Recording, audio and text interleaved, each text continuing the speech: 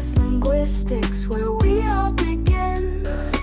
Summer course, knowledge to explore, unlocking language and so much more. It's more than 2024. Together we learn, together we soar.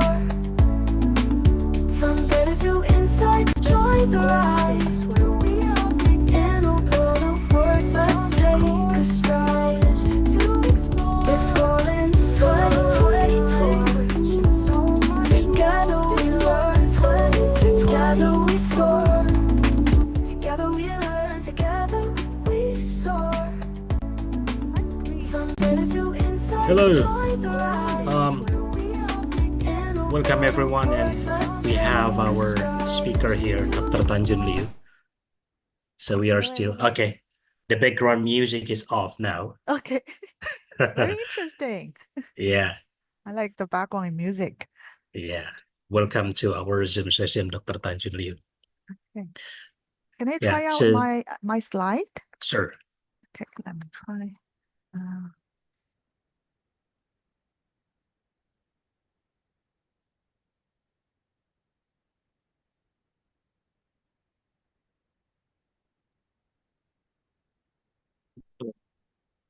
Yeah, does it work?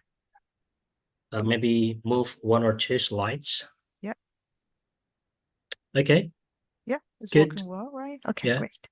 Thank you. And also your voice, but maybe it's just my speaker whose volume is quite small. Maybe. Can you say Small enough. something? Yeah, can you hear me? Can you hear me? Yeah, it's In all this right. case. Yeah, okay. Okay. Right, okay. So we are still waiting for participants, and it is not yet 1300, so we will start at 1300 sharp. Great. Did you thank enjoy the music? Great, thank you. Yeah. So the music was about corpus linguistics. So if you listen carefully, Really? so there are some words like corpus linguistics, course. Oh, really? Is it So specialized for your department? no. So our department organized a corpus linguistics summer course, I think 2 or 3 months ago. Yeah. And this is the official song for our corpus linguistics summer course. All right. Okay, I see. Yeah. Oh, that's very interesting. I like the background music. And when I entered the Zoom, you still also have a kind of a short video of your university as well. It's kind of Yes. introducing your university, right? Yeah, it's a video profile for introducing our university. But the rector in that video is the previous rector. So we have a new rector now. So I think they need to renew the video. Oh, right. Okay. Oh, that's good. Okay. Yeah, so Dr. Tanjun Liu, I think we have 12, but later we have more. And Sure, I think sure. No problem. and I think from the name we have participants, well, mostly from our university, but we have participants from outside of Indonesia as well. Right. Okay. Yeah, so let me say hi to our participants. Hello, everyone. I think someone said hello first in the message, in the text. Abdul Qadir. Yeah. So welcome, Abdul Qadir. So we have Muhammad Adil Khan, Muhammad Rudi, Fariza, Chi Chuang Chao. Forgive me for mispronouncing your name. Arina Istiana, Amsterdam, Daniswaro. Hello, Mbak Arina. So Arina and I are friends. Yeah. Chi Oh, Chuang nice. Chao from Vietnam. Yeah, she's from Vietnam. Okay. Chi Chuang Chao. So I think at some point of time in the past, we also invited a guest speaker, a guest lecturer from Vietnam. Oh, right. Okay. She's originally from Vietnam, but teaching in the University of Leeds. Oh, right. Okay. Yeah. Okay. It's just a few more minutes before we started the meeting.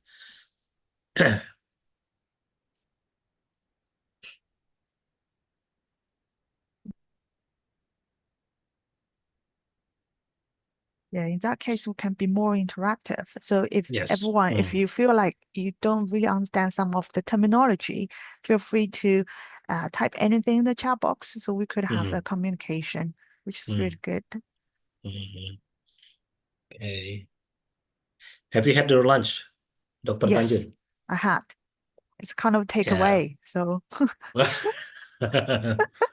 even though our canteen actually provided some food, but then I feel like it's a little bit quite late. So I was saying maybe I just order takeaway, which is more convenient.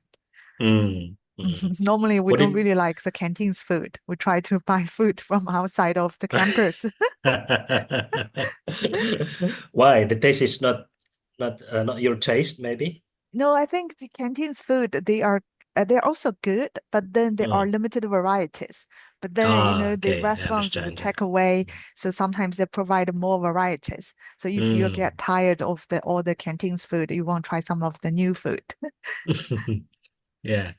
I think that was also the same case with my canteen in my campus, not here, but when I did my master's degree. So I Mhm. did my master's degree in Hankuk University of French Studies in Korea. And at that Right. time Okay. Yes, you they have said. they have three different restaurants. The Mhm. first one is the fanciest one, and the menu is international, and that's Yes. very expensive. Uh-huh. So only for lecturers and also for yeah, maybe visitors, maybe. Uh-huh. Yeah, they're very expensive. And the Yeah, second I one know. is in the middle one. Yeah, not so cheap, not so expensive. Yeah, but yeah, still. Yeah.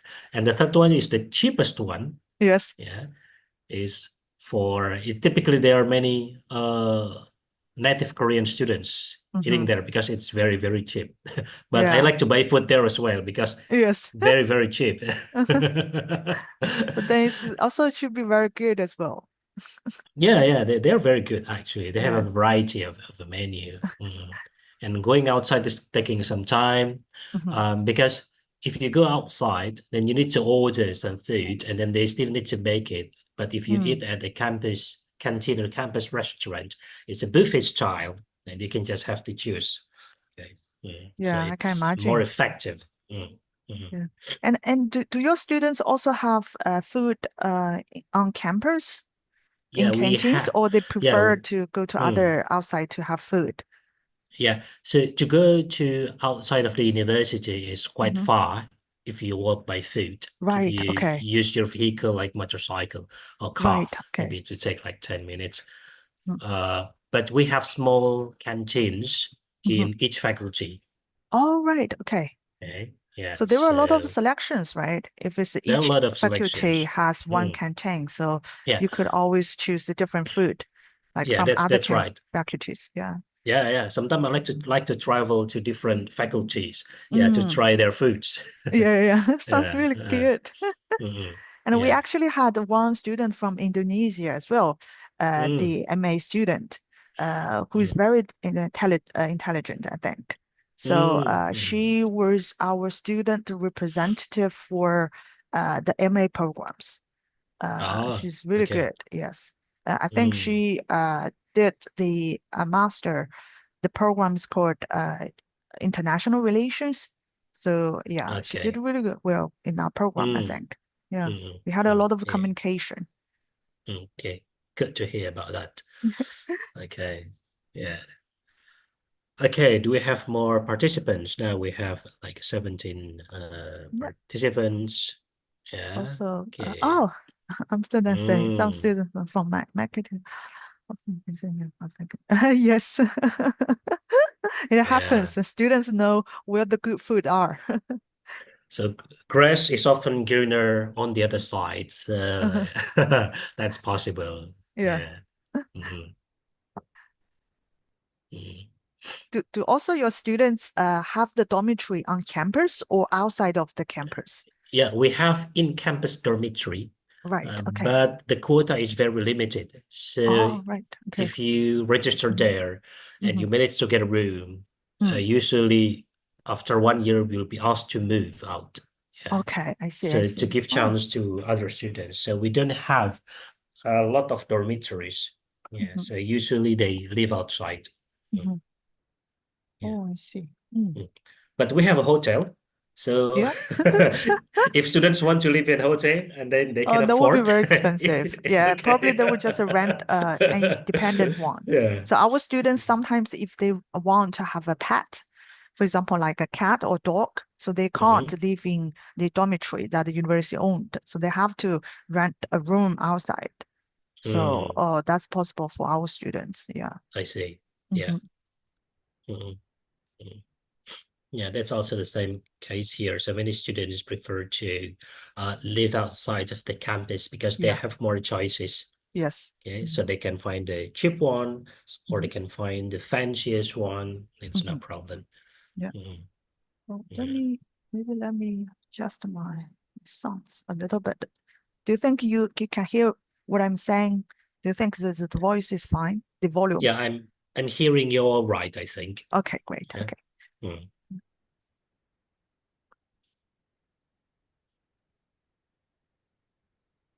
Okay, so one more minute before we start. So we have more participants coming in. Oh, thank Yeah. you. Hello, Dira, Effie, Eugenia, Fariza, Intan, yeah. Jeffrey South. Jeffrey South is one of my students Oh, in great. Nice to in a see you. Nice to see you. doctoral program students. Yeah, Oh, really? Great. in another university. Oh, you're another university. Yeah, so I teach corpus linguistics in two other universities. Yeah, Uh-huh. in Indonesia. Oh, great. Right, so it's 1300. Hello, Intan. Yeah, welcome back. Intan is a loyal participant of Tips Coding, I think. Oh, I think right. you Okay. joined the summer course, I think twice. Oh, great, great. Mm. Yeah, so our dean is coming late to open this meeting. So maybe Dr. Tanjun Liu, perhaps we can talk a little bit. Do you want to say something Yeah. before you start this meeting? Oh, great, great. Thank you. Hello, everyone. Uh, thank you so much for attending this kind of lecture, and thank you so much, Preet, to invite me to give this kind of talk. And firstly, I want to have a brief self-introduction to all of you. So my background, in terms of my background, I hold my master degree in TESOL and graduated from the University of Edinburgh. And later on, I had my PhD in linguistics from Lancaster University. And after my graduation, I did my postdoc in Hong Kong Baptist University. And I'm currently an assistant professor at Xi'an Jiaotong Liverpool University. As what you have seen, my topic of today's talk, you could see that my research interests that specialize on corpus linguistics and also language teaching and learning. So what I want to do is that to use the corpus linguistics methods or using Corpora in language teaching and learning.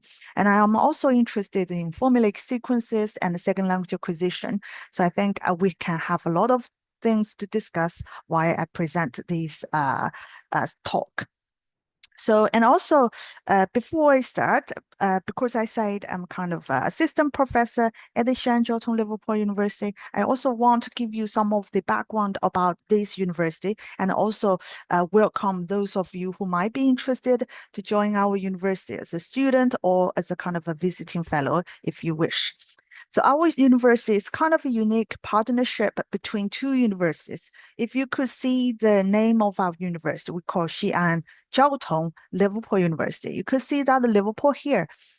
So that means our university is kind of a collaboration between a very famous, prestigious Chinese university, which is called Xi'an Jiaotong University, and also a British university, which is called University of Liverpool. So it's kind of a unique partnership between these two universities.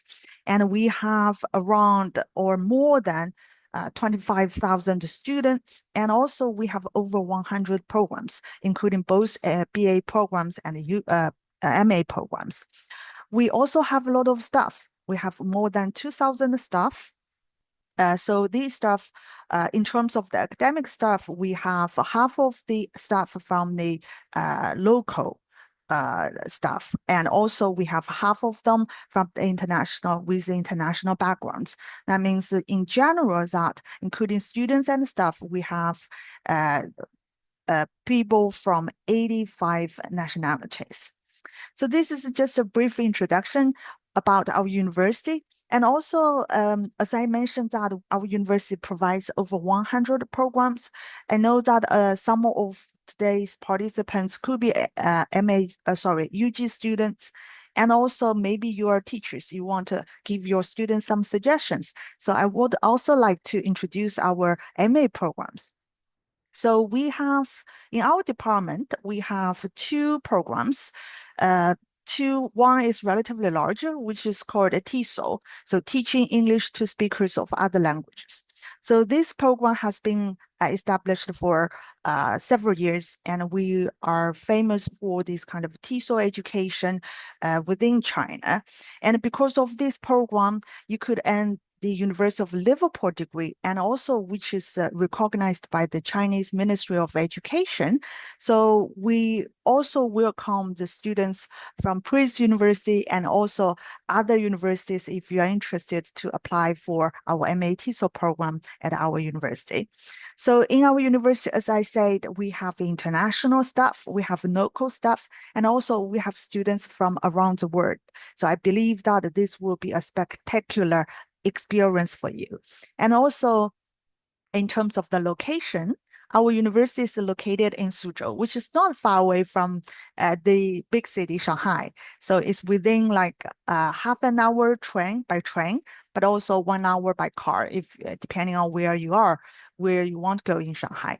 So one of the very most economically and culturally vibrant place in China.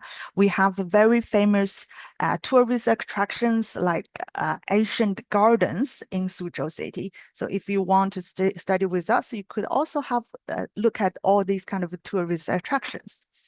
And also in terms of this program, we will have 18-month study. So a little bit different from the UK standard to have the 1 year, like 10 months or 11 months. We would have 18-month study. So in total, 3 semesters, 2 semesters that you will be in these kind of intensive teachings with 8 modules. So 4 modules in each semester. And then in the 3rd semester, you would write your dissertation. So our program is suitable for current language teachers or future language teachers or teaching trainers, and also educational materials writers and test designers who wish to further develop your range of professional skills and knowledge.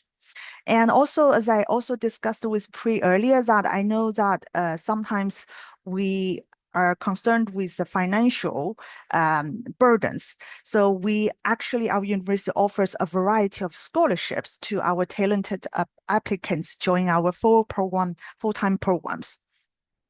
So currently, I have looked at our website. I found 2 scholarships could be very interesting to our participants or our applicants. The first one is kind of a master's entry scholarship.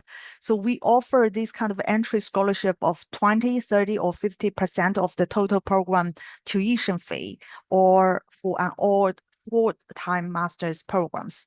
So these kind of deduction, we would based on the applicant's academic background, academic merit, and research potential for these kind of programs. And the second second type of scholarship is what we call Bright Friendship Scholarship.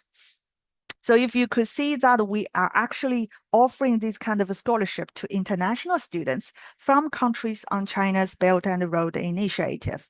So this is actually created based on the China's initiative about One Belt and One Road. So we welcome international students who live in those kind of countries. Particularly, we welcome students from Indonesia and other South Asian universities. So I have checked those kind of a list. I think most of the South Asian countries, they are included in this program. So if you're interested, feel free to apply for this kind of a scholarship if you want to join us. And also application deadline for this round for the entry of the next academic year is I think it's June 1st, yes, 2025, if you want to apply for this scholarship. You could find the application link from here. I could also send the link to Pri later to if you are interested, or you could just type the XJTLU scholarships for master programs. Then you will find all this kind of information. So this is just a very basic information about myself, my self-introduction, and also our program. So quick, should I start with the content? Okay. Wait, that's very interesting to hear that you have a Yes. master's scholarship, but I'm interested to know about the graduation requirements or exit requirements. You mentioned that students were required to write a dissertation, right? Yes, a So dissertation. this is quite different in UK. I think in UK you do like a project or like a small dissertation, right? Or in Australia, I think you can just graduate without writing anything, so do the coursework. Yeah. So other than completing a dissertation, do you have any requirement to publish a paper in a journal, let's say like international journal or local journal? Very good point. We don't really have these kind of requirements. So we would expect our students firstly to pass all the modules. For example, I said 4 modules per semester. That would be like 8 modules in one academic year. So we hope students pass all these 8 modules and also to pass the dissertation. We don't require students to publish any papers afterwards. So that is our only requirement in terms of the module and also dissertation, because dissertation is also kind of a one module, but with more credits for us. Yeah. So for those who are not familiar with the term module, so in this context, modules mean coursework or just course or subjects. Yeah, because in Indonesia, module means like a textbook designed by teachers, like basic grammar module, advanced writing module. So that's like a textbook written by lecturers for the students. Okay, so interesting. So there's no requirement to publish. And is there any comprehensive exam? We Like don't a really final test before you complete everything? Yeah, I can understand. So it really depends on each module. So some module, they would have 2 assessments. So one assessment is a quiz, for example, a midterm quiz. And then final assignment is kind of to write an essay, which is probably 2,500 words. So in terms of all these assessments, they would have the different proportions of the total mark for this module. For example, quiz could be 30% and the final essay could be 70%. And then if you pass all of them, then you will pass the module. We don't really have this kind of comprehensive quiz that you need to take for the whole program. So really depending on the module, what kind of assessments of this kind of course. Okay, interesting. So you presented about the master's program, Tanjun, but I'd like to ask more about the undergraduate program. Is there any opportunity that you can welcome our students to sit in maybe 1 or 2 subjects or few subjects in the undergraduate program and get some kind of credit transfer unit? Is that a possibility? I think it could be possible, but then it needs to go through the university approval. So as long as the university approves us, because our university, as I mentioned, we have this kind of a partnership with the University of Liverpool. So that means the students at our university, so they would have the 2+2 mode. That means 2 years with us, 2 years with Liverpool University. And also our students would have a variety of exchange opportunities with other universities. So if we send our students to other university, and then the other university could also send their students to us as well. So yes, we welcome international students as well. But then this needs to go through the university approval. So I think there is highly possible, but then we still need to have this kind of a document. Right. Yeah. But the point is that it is possible, okay? Because we also have the same cooperation with different universities. So we Yes. can send our student overseas. We can also welcome students from overseas universities to our university to study one or few subjects. And then the credit will be recognized by 2 universities. So let's say you have a module called, I don't know, morphology there, and you have Yes. also a module called morphology here, and Yes. then we can exchange the students, and the credit will be recognized by our respective universities. It could be possible, but in practice, how does that work? I'm not really sure. Probably I still need to Yeah, double check with them. But I yeah, we think, can. yes, we did have some more modules like a linguistics module, like morphology, pragmatics, and semantics. So those modules we actually offer them. And I think if it's exchange, then the credits should be shared as well, I think. Okay. Yeah. Yeah. Thank you, Dr. Tanjun Liu. Sorry to interrupt you, but our dean is here, so let me greet him in Indonesian. Okay. Selamat siang, Prof. Alam. Prof. Alamsah. Selamat siang. Ya, selamat. Good. Ya, Prof. Alamsah tadi Terima kasih, thank you. ya, tadi saya sedikit berbicara dengan Dr. Tanjun Liu tentang kemungkinan untuk program pertukaran mahasiswa begitu ya. Jadi intinya mereka juga terbuka dan sudah melakukan juga dengan beberapa universitas, moga nanti bisa ditindaklanjuti prodi mungkin kalau memang tertarik dengan dukungan Prof. Alam. Oke. Baik, kami akan serahkan kepada MC. So I'll hand over the session to our Master of Ceremony today, Adis. Over to you, Adis. Assalamualaikum warahmatullahi wabarakatuh. Good afternoon, ladies and gentlemen, and good afternoon for Dr. Tanjin Liu. We are truly honored to have the presence of our Dean, Professor Dr. Alamsyah M. Hum, as along with the head of English Literature Study Program, Dr. Oktiva Heri Chandra M. Hum, Dr. Chatur Kapriyantoro M. Hum as a Secretary of English Literature Study Program, and of course, our outstanding invited speaker, Dr. Tanjun Liu from Xi'an Jiao Tong Liverpool University, as well as our moderator, Prihantoro SSMA, PhD from Universitas Diponegoro.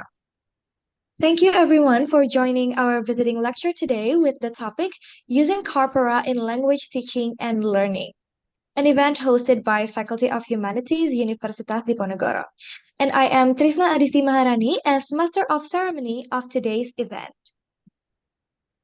I will briefly convey our agenda this afternoon. First is the opening by MC. Second is singing the national anthem of Indonesia, Indonesia Raya. And then a welcoming speech by the Dean of the Faculty of Humanities, Professor Dr. Alamsyah M. Hum. Next, the presentation of our topic today, Using Corpora in Language Teaching and Learning by our speaker, Dr. Tanjun Liu, which will be guided by our moderator, Prihantoro SSMA PhD, followed by Q&A session. Now, everyone, let's start with our first agenda today, which is singing the national anthem of Indonesia, Indonesia Raya.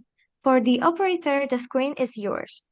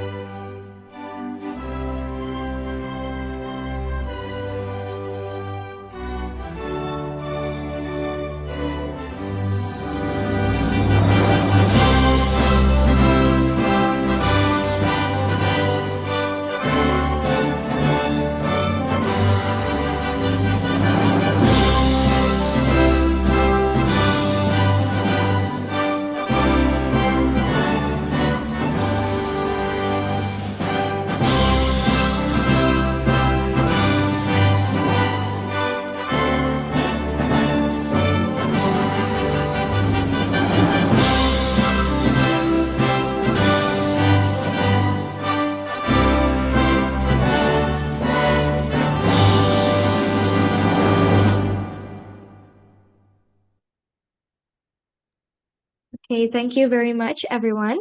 Now let us all hear the welcoming speech by the Dean of Faculty of Humanities, Universitas Diponegoro, Professor Dr. Alam Shah M. Hum. Over to you, Prof. Alam. Okay, thank you, Mbak Adisti.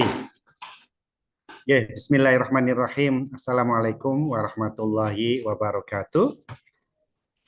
Excellencies, the honorable guest speakers, Ibu Dr. Tanjun Liu from Jiaotong, Liverpool University, China. Thank you. Welcome to virtual Zoom meeting in Faculty of Humanities. The head of the undergraduate English Literature Study Program, Bapak Dr. Optiva Heri Chandra, and Secretary Bapak Dr. Catur, and then the moderator Mas Prihantoro, distinguished participant, ladies and gentlemen, and then good afternoon everyone. It is a pleasure to welcome you to our session today, visiting lectures using Corpora in language teaching and learning. I am delighted to see so many of you here ready to explore the intersection of language, technology, and education. As we know, language is dynamic, ever-evolving entity, and teaching it effectively requires us to tap into real-world use. This is where Corpora come into play. Corpora are invaluable resources, providing us with authentic examples of language in context. They allow us to analyze pattern, usage and trend, enriching both teaching methodologies and learning experiences. In our increasingly interconnected world, the need for effective language teaching has never been more critical. By leveraging Corpora, we can help learners engage with language in a meaningful way, fostering not just knowledge, but also critical thinking and adaptability. Today, we have the privilege of learning from Dr. Tanjun Liu, an expert in the field. I am confident that her insight will inspire and challenge our current approaches to language education. And then I encourage all of you to engage actively throughout the session. Please feel free to ask questions, share your thought, and participate in discussion. This is a fantastic opportunity to learn from one another and to deepen our understanding of how we can incorporate Corpora into our teaching practices. Thank you once again for joining us today. Without further ado, let's dive into our topic. Please join me in welcoming Dr.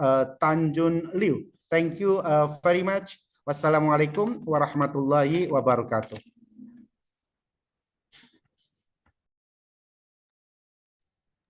Thank you very much for your warm opening remarks, Prof. Alam Shah. Now, everyone, before we start the main agenda today, let us all take a group picture first.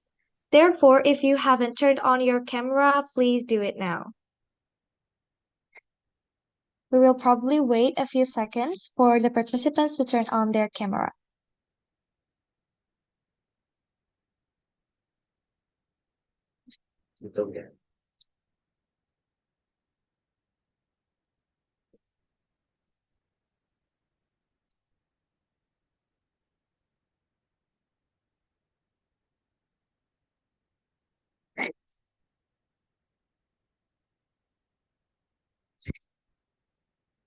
Okay, so I will start counting. 1, 2, 3.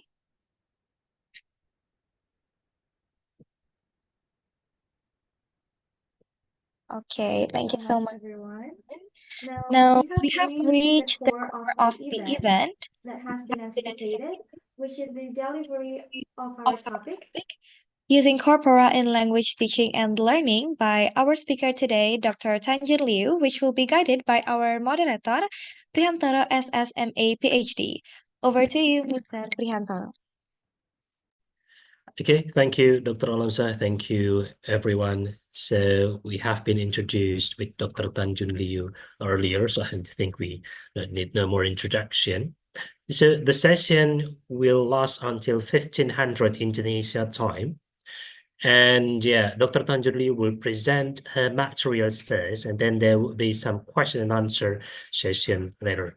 So you can just raise your hand and open your mic and just ask the question, or you can also write in the chat box of our Zoom, and our MC will notify our speaker if there are some chats on the chat boxes. Okay. So I think that will be all for now. I'll hand over the session to our distinguished speaker, Dr. Tanjun Liu. Over to you, Tanjun. Thank you. Thank you very much. Thank you very much for the kind introduction, Pri, and also the dean of your department or faculty. Thank you so much. And also Adisti, if I pronounced her name correctly. Thank you so much. And thank you very much for attending today's session. And also, as I have just introduced, my name is Tanjun, and also my research areas interest are mostly focusing on the corpus linguistics and also language teaching and learning. So that's why today I'm going to give you a kind of introduction to using Corpora in language teaching and learning. And I believe that as a pre-introduce, some of our participants today are undergraduates and with some of our colleagues joining today as well. So if you have any questions, maybe in the middle of the talk that you find you could maybe don't really understand the terminology, feel free to let me know, and I'm happy to give you further explanations, okay? All right, so firstly, Pri, can you see the screen now? Because I can't really see the ones. Okay, right, probably I have to reshare. Yeah, you did manage to share your screen earlier. Yes, okay. So we are looking at your screen now. Okay, does it work now? Okay. It's working, yeah. Okay, great. You can resume. Okay. Yes, okay. So using Corpora in language teaching and learning. So today the session will consist of several parts that I want to introduce this one. So firstly, I want to introduce what is corpus, because we have talked about corpus and corpora for quite a long time. And then what is it?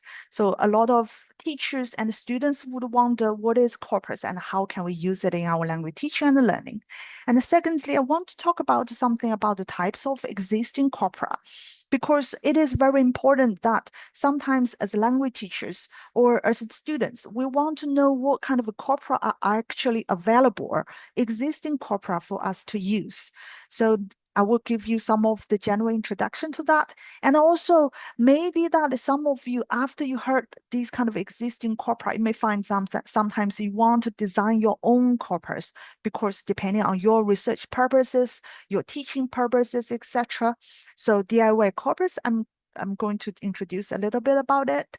And also, when we are kind of language users, we also need to understand some of the basics of analyzing a corpus. So some of the techniques, for example, we want to look at the frequencies, we want to look at the collocations, or we sometimes also want to look at the concordance lines. Then what are they? I'm also going to give you some of the general introduction about that. And lastly, I'm going to talk about some of the specific cases about how we can use corpora indirectly and directly in terms of the classroom teaching, okay? So firstly, I'm going to talk about the corpus. Then sometimes, what is a corpus? This is a kind of a general question. And then I got this picture from online, and then you could see that there are so many words surrounded by corpus. First of all, we see that the corpus is the most salient part. And then in addition to corpus, we could see that linguistics, language, English, corpora, data. All this kind of information or these kind of words are actually associated with corpus. And this is something that we are going to discuss today. So what is a corpus?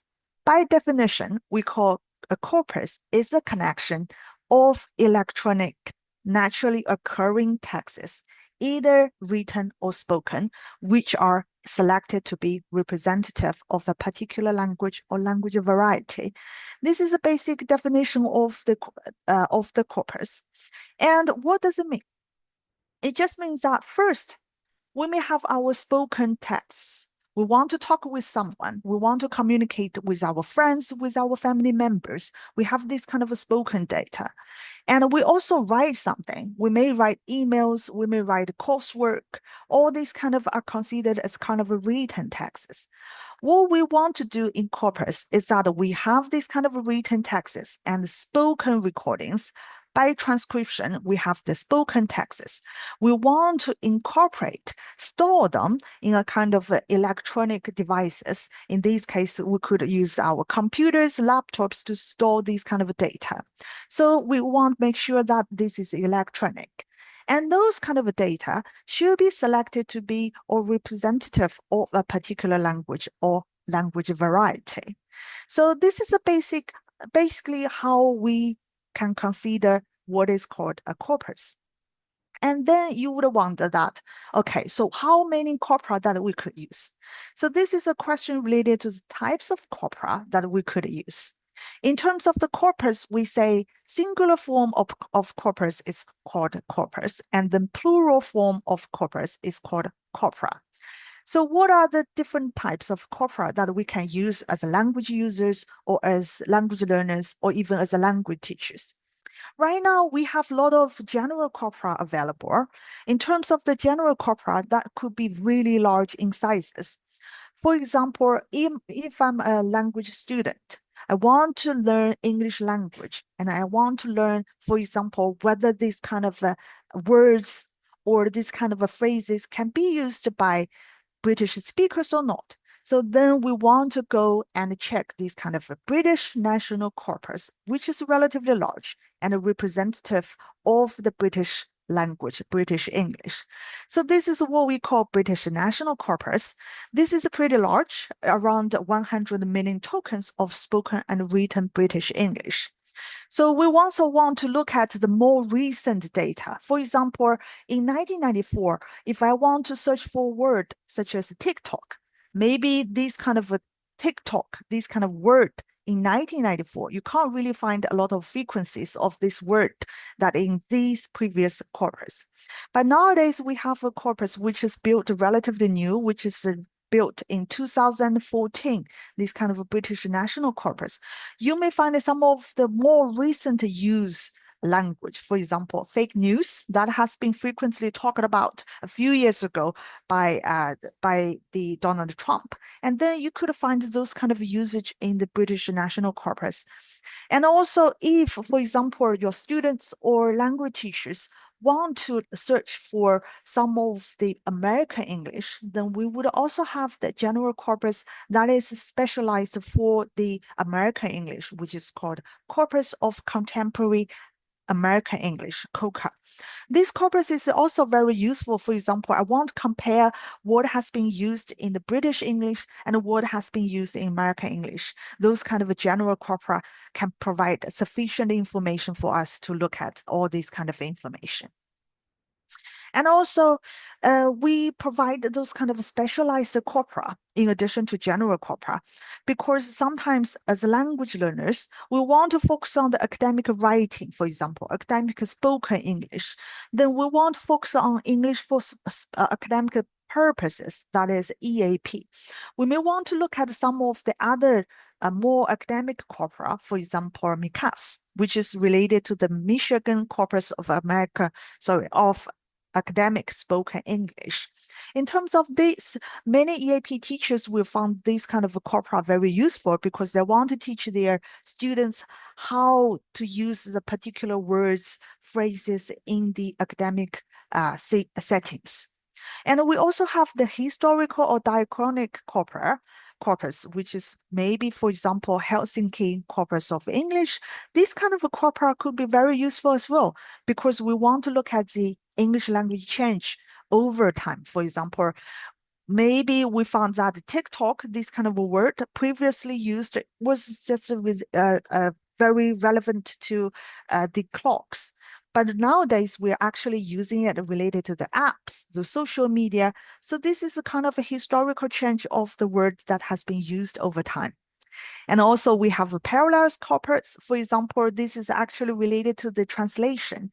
If our students may be interested in translation, you may find this kind of corpus very useful because you would find this kind of corpus to used as a kind of same texts translated.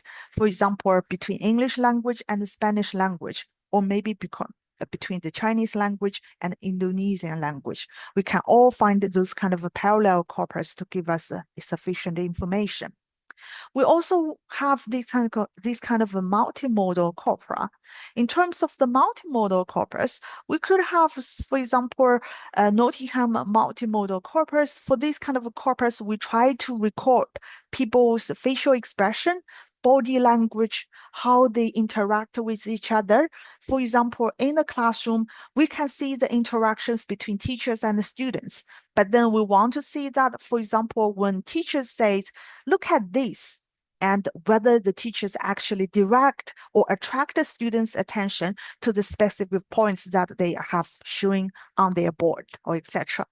So these kind of multimodal corpora are also very useful in our language teaching as well. And also another very important and also useful ones for a lot of language teachers is called a learner corpora, and also for language students, learners as well. Because for learner corpora, we can have this kind of language use created by people learning a particular language. For example, if we are learning English language, we have the International Corpus of Learner English. So these corpus actually include a lot of corpora, a lot of learners' language use from various backgrounds. So that means that these corpus, they include the Chinese EFL learners' language use, and also, for example, Japanese EFL learners' use, and also Indonesia EFL learners' use. So learner corpora can provide a lot of information as well. For example, teachers want to notice what kind of typical mistakes that my students would use or would have during their writing or during their speaking. So when using this kind of learner corpora, it can provide us sufficient information about the learner's language use. We also have a lingua franca corpora, because nowadays we know that English is a lingua franca. Then how can we use this kind of a lingua franca corpora? We combine those kind of language data and build this kind of lingua franca corpora to help us to better understand the English the status as a lingua franca. We also have a multilingual corpus. So multilingual corpus that we could also include different kind of English languages, and also including, for example, the other types of languages. For example, Chinese language, Spanish language, and Indonesian language as well. This one is very different from the parallel corpus, because the parallel corpus is always translated. But then for the multilingual corpora, so that means all this kind of data, that just means that they have this kind of different languages resources, but it doesn't always need to be translated or translations. And we also want to look at the monitor corpus. As I said, sometimes you want to monitor how the English language use is changing over time. You could always look at this kind of a monitor corpus to look at what is now trendy nowadays. If you look at some of the dictionaries, so sometimes the dictionary will release this kind of a record, say the most frequently used words or the new words that have been frequently used this year. So they are actually selecting those kind of words based on this kind of a monitor corpus, because they want to know what kind of words that are frequently used this year. So typical example is a corpus called N1010. So N1010 is relatively connecting this kind of data every year. So it means that this corpus is continually added. And also we have the web. So website, for example, internet, Google Scholar, those kind of websites, we could always use this kind of websites as our corpora as well.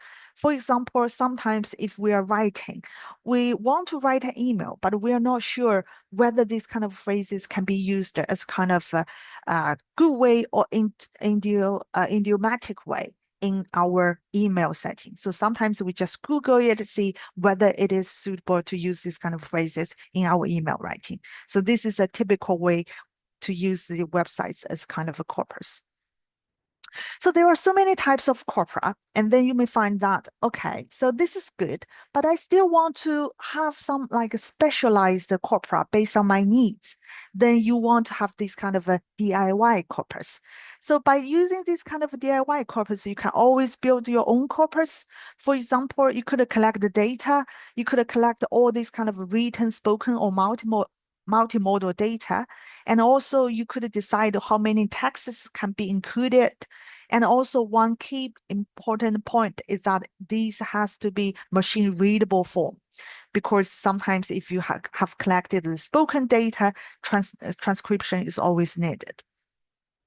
One question I often got from my colleagues and the language teachers is that what kind of a texts can I use or can I collect to build my corpus if I want to look at my students' writing?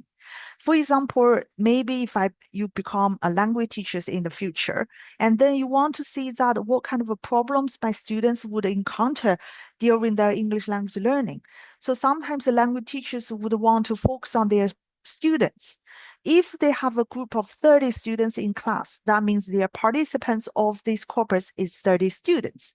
And then language teachers want to see that whether they have improvement from the beginning of the course until the end of the course. So the teachers could select, for example, at the very beginning, the teachers could collect all these 30 students' writing samples and then build a corpus. And then teachers can also collect all these kind of 30 students' writing samples at the end of the course. And then maybe for their final assignments, they collect all these kind of written samples.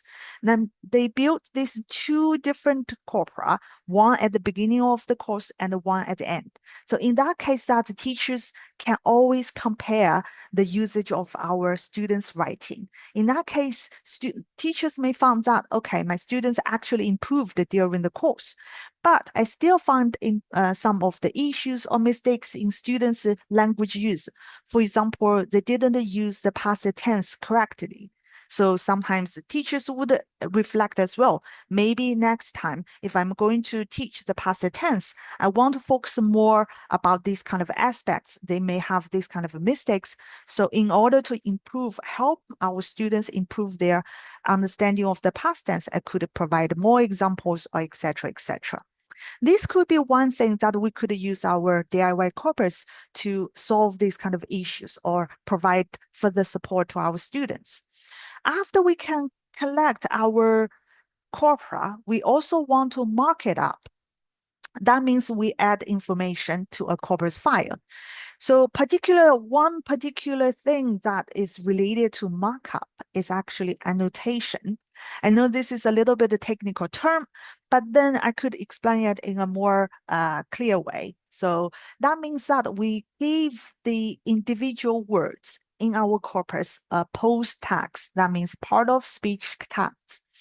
One typical example you could see here, for example, if I want to teach my students how to use the verb make, I'm going to label it. I collect my students' writing. I want to label it as a verb because I want to see that make as a kind of a verb, how they use it. So the corpus tools can actually automatically annotate the make as a verb. What you could see here, this is a kind of example of concordance lines. And then you could see that here, make is actually labeled as a verb. This is pretty straightforward because corpus tools nowadays, they can help you to do it automatically. You don't really need to do anything just to import the corpus, the written samples or spoken samples that you have connected. But this is very helpful. For example, if you want to identify what your students used in terms of these verbs, and then you could always find it very easily. And the second annotation is about error tags. For error tags, this is a piece of example that is written in French, but I could give you more information about it. So error tags just means that, for example, our students, they have their writing, but then we found those kind of issues. We try to label it as kind of a mistake and also provide a correct version.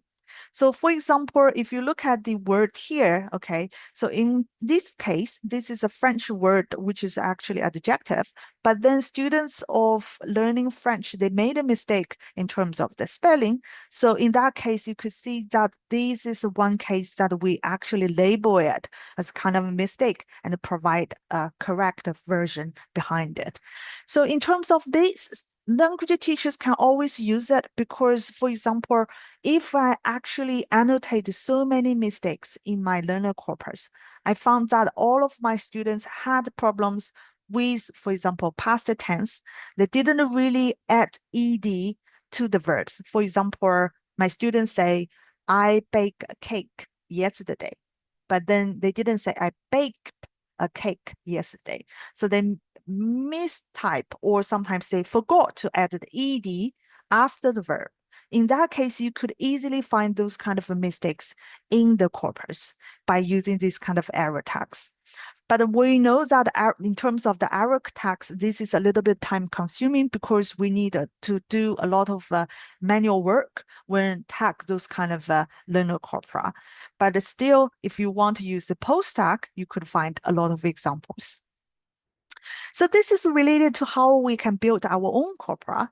And then we want to start to use the corpora. When we start to use corpora, another very important term that we often talk about is called corpus linguistics. If we're talking linguistics, maybe you feel like, oh my God, I haven't really learned linguistics. Is it difficult? In terms of the corpus linguistics, we actually, as I said, we firstly have the corpora, right? That means we have the corpora ready. We can use the existing corpora or our DIY corpora. And in addition to the corpora, we always also need to use the specialized software to analyze corpora.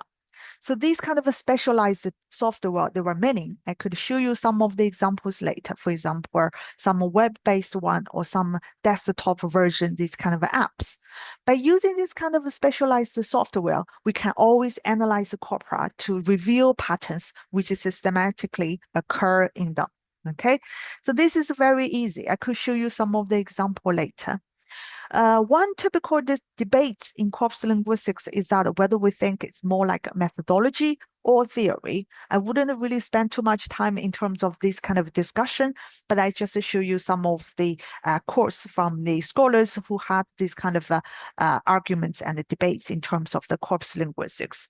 But always, you could always think that corpus linguistics is a methodology. You could apply corpus linguistics to analyze different aspects in contemporary linguistics, or you could always go beyond this kind of a methodological role and to think that corpus linguistics is kind of independent discipline. So I won't spend too much time on this, but then feel free to think about it afterwards, okay, after you have known how to use the corpora and the corpus linguistics. So another question is why we use corpora and corpus linguistics as language teachers, or maybe as students. So first reason to use corpora and the corpus linguistics is that we always consider corpora, they contain authentic information. We can always access to this kind of authentic data, and we can always identify the tendencies and what's normal or typical in real life language use. So this is a very first advantage of using corpora and corpus linguistics, because we can always look at the real life language use by using the corpora. And also, we know that if we are trying to collect the data, there are a lot of data. There are large amounts of data available to language users. By looking at all this kind of data, authentic language data, we could always look at the description of language use that is more detailed and richer than the dictionaries and grammar books. And human researchers could make mistakes, but if we are using these kind of corpus tools, we could always have this kind of a quick analysis, because sometimes when we use this kind of a corpus software, we could always analyze this kind of data automatically compared to relatively time-consuming manual counting. For example, if I want to calculate how many mistakes or how many different kind of language use in this paragraph or this for example, different texts, I always need to use this kind of a manual counting. But then if we have this kind of a corpora, we can always calculate those kind of frequencies very easily. And also, if you look at the corpora, we could see that which are frequently used. And also we could see which are not frequently used. Some of the patterns of instances that are relatively rare or exceptional cases that could be very easily revealed, okay, based on the corpus linguistics analysis. But these ones maybe are not really easy by our human intuitions. So these kind of things that we could always identify by using corpora and corpus linguistics. Okay, since I have talked about so many advantages of using corpora and corpus linguistics, then how can we use corpora and corpus linguistics to analyze it? So I'm going to introduce a little bit of basics about analyzing corpus. I know this could be a little bit technical, so I will give you some more examples to help you to better understand it. Okay, so when analyzing corpus, we particularly look at the following ones. For example, we could look at the frequencies. We could look at the frequencies of the words, and also we could look at the concordance lines. And we also can look at collocations as well. So in terms of the first one, frequency, this is very easy because we just need to, for example, calculate how many frequencies this word occur in a particular linear corpus in some other corpora, for example. So frequency has been considered as kind of a very powerful tools that has been used in corpora.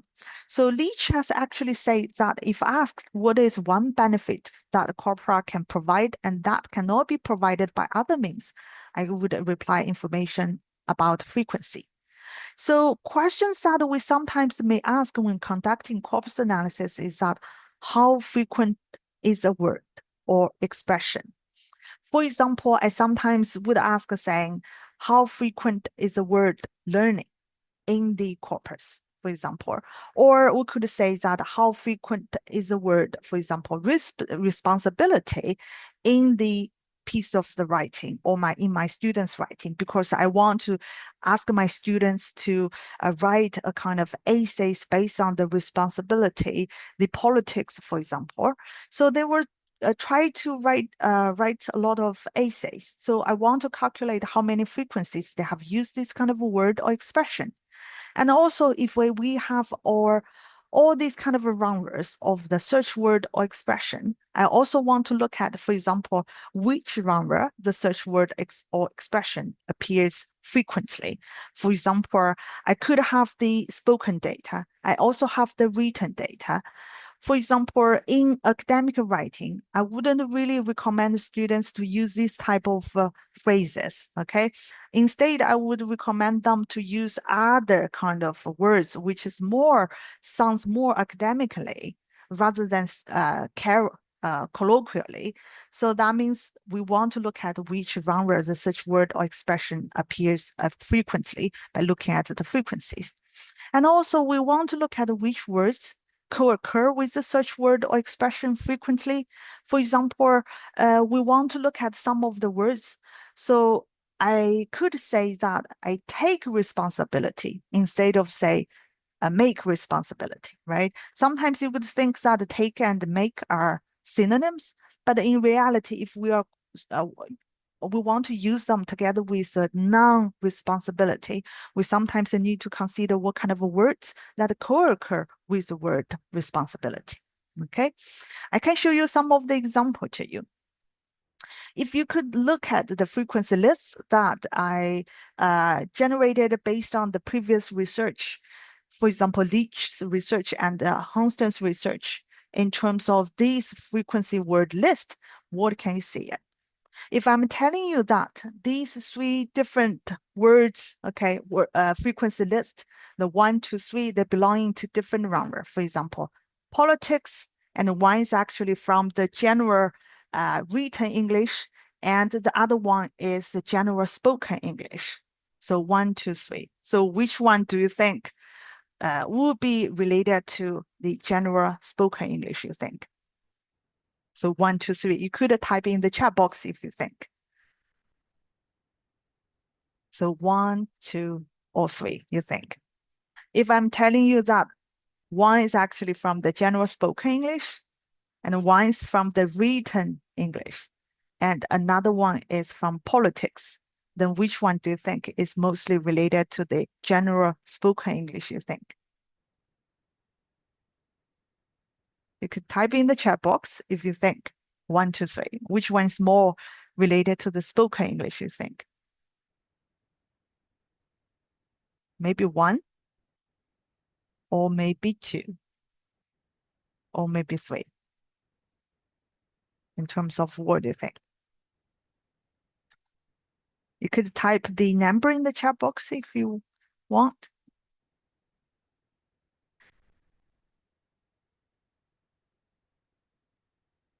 Okay. Yes, I can see some of you. Rosanna say 3. Yes, exactly. So why 3? So if we are talking about the general spoken English, you would expect that people are actually talking. They are talking about so many things that probably use a lot of pronouns. For example, you could see that in terms of this list, the 3 list, the third one, you could see that they are talking about so many I, so many you. Yes, daily use languages as well. They were talking about their colloquial, their personal information. I talked to you, I have met you last time, or etc. You look really good, this kind of information. You could see that they are actually using a lot of pronouns here. And also there are some of the apostrophe S here. So that means they were talking about, for example, David's gift. Okay, I received the David's gift the last time, or etc., etc. But then if you look at the other two, okay, so I can tell you that the second one is actually from the general written English. You could see that obviously in terms of this list, you could find some of the hints. So firstly, you could see that this is happening in all 3 aspects, the politics, written English, and the spoken English. But then you could see that they use a lot of of. So that means in writing, so sometimes we often use the preposition of. So that means, for example, the gift of David's, okay? So, or sometimes the book of history. So you could see that this kind of a preposition of is actually ranked very top of the second list. So that means this kind of words frequently used are actually happening in general written English instead of general spoken English. And also, if you look at the first one, the first link, the frequency list, you could see that at the very top, you could see that they are using the of, to, and in, right? But then at the end, you could see that people are talking about which. If you look at the word which is typically happening in a relatively more complex sentences. So you could expect that in politics, they are actually using this one as a kind of more complex structure and to give further explanations, for example. And you could see that there is an adjective that is related to international. In terms of this international, you could imagine that in terms of the politics, we could always expect that they are talking about international policies, international relationships, etc. So yes, so first list is actually related to the politics, and the second list is related to the written English, and the third one is more related to the spoken English. So this is the first technique that we can use in corpus linguistics, which is the frequency list. And the second one is talking about the concordancing. In terms of the concordance, so we say that a concordance is a list of all of the occurrences of a particular search term in a corpus, presented within the context in which they occur, usually a few words to the left and right of the search term. We typically call them another name, keyword in context, because we want to show the keyword in the middle and keyword in context. I can show you one example here. So this is kind of a kind of a simplified version, if I'm going to search the word interested, and then you could see the concordance lines appear in this kind of a layout. So your searched word is always in the middle, so interested, and then all of the contexts you could find on the left and also on the right. So this is very clear if you want to look at all of these kind of words searched in concordance lines, okay? As I said, this is kind of a simplified version, but if you look at the more real kind of concordance lines generated by the corpus tools, you could see that there are so many information are going on to use this kind of corpus tool, which is called a CQP web. For example, if I search for the word goodness, okay, you could see that all the words, the search goodness, this kind of a word would appear in the middle. And you want to look at what is happening on the left side of the word and what is happening on the right side of the word. What you can see here is that obviously you find more interesting things on the left side of the word goodness, because when you look at the left side, you could see that they often have these kind of phrases called thank goodness, oh my goodness, right? You could see that my goodness, oh my goodness, etc. Thank goodness, again, oh my goodness, right? Oh my goodness, so goodness, etc., etc. So you could obviously can see that in terms of the word goodness. So obviously you could see that in terms of these corpus, they're actually using it, okay? Using it as a kind of phrases typically used in British English, especially in spoken English, that is thank goodness or oh my goodness. So this is very typical by using concordance lines to show us more information. And also we have the second technique, which is related to collocation. So for example, when we start to learn a language, you would know that I could sometimes talk about this kind of learning language as kind of trees, okay? So grammar is more like a tree trunk. And also, if you look at the tree trunk, you could see that we couldn't really have anything without the tree trunk if it's a tree, okay? But then the leaves is more like a lexis, okay? The words or vocabulary. If we want to combine a sentence, firstly, we need to understand the right grammar, and then we need to fill in all the kind of vocabulary or words. So this is mostly about the collocation. That means in corpus linguistics, we don't think words exist in isolation.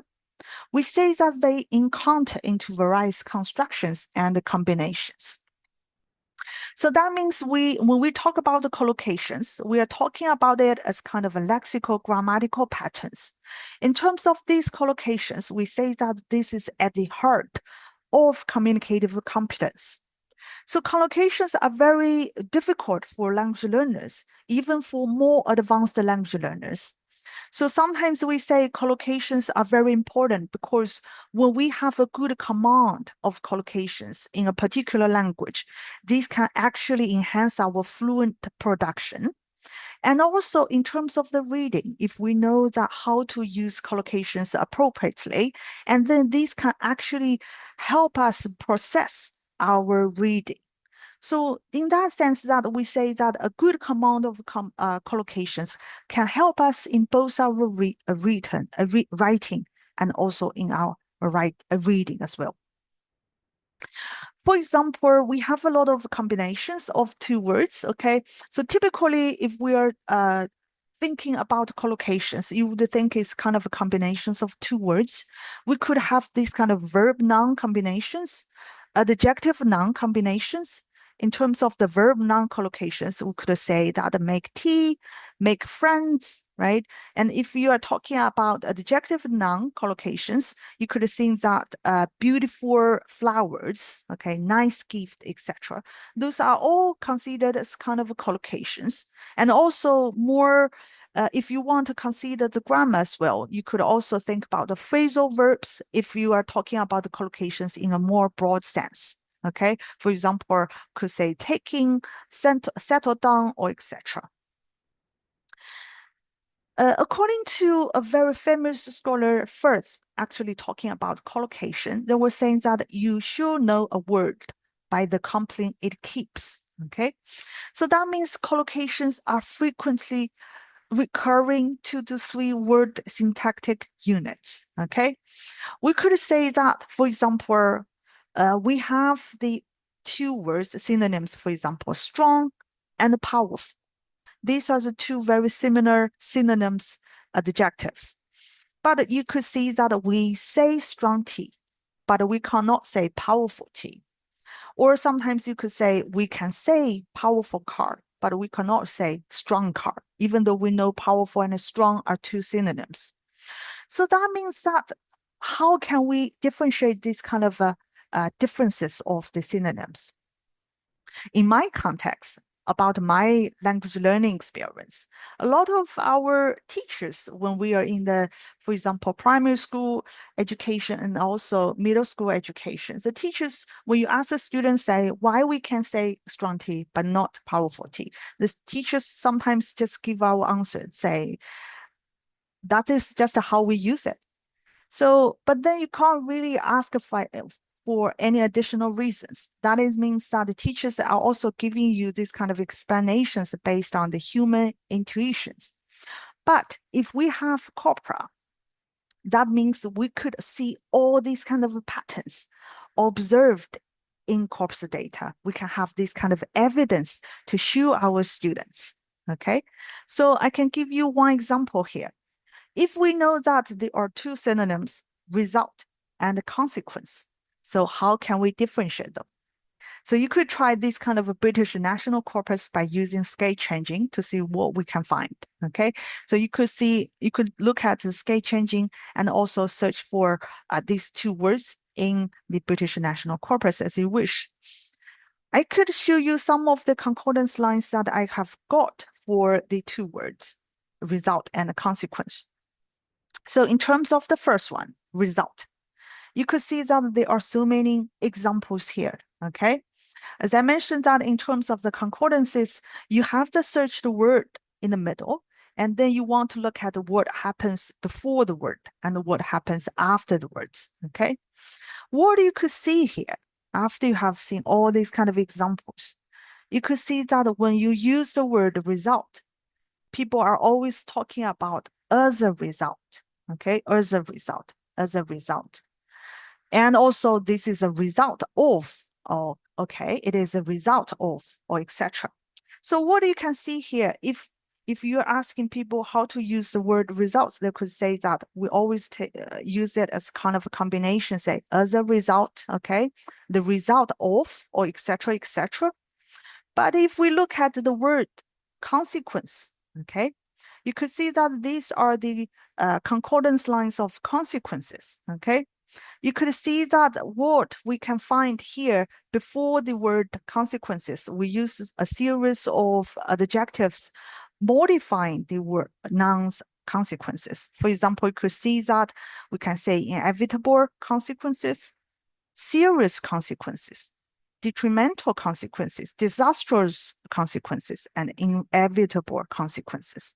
Okay, so these are the typical collocations that we could use with noun word consequence. But if we want to compare them, we obviously found that when we use a result, we could use it as a result or the result of. But if we are using consequences, we are using this kind of adjective modifiers, okay, to modify consequences. And those kind of adjectives, they are sometimes carry a little bit negative meanings, okay?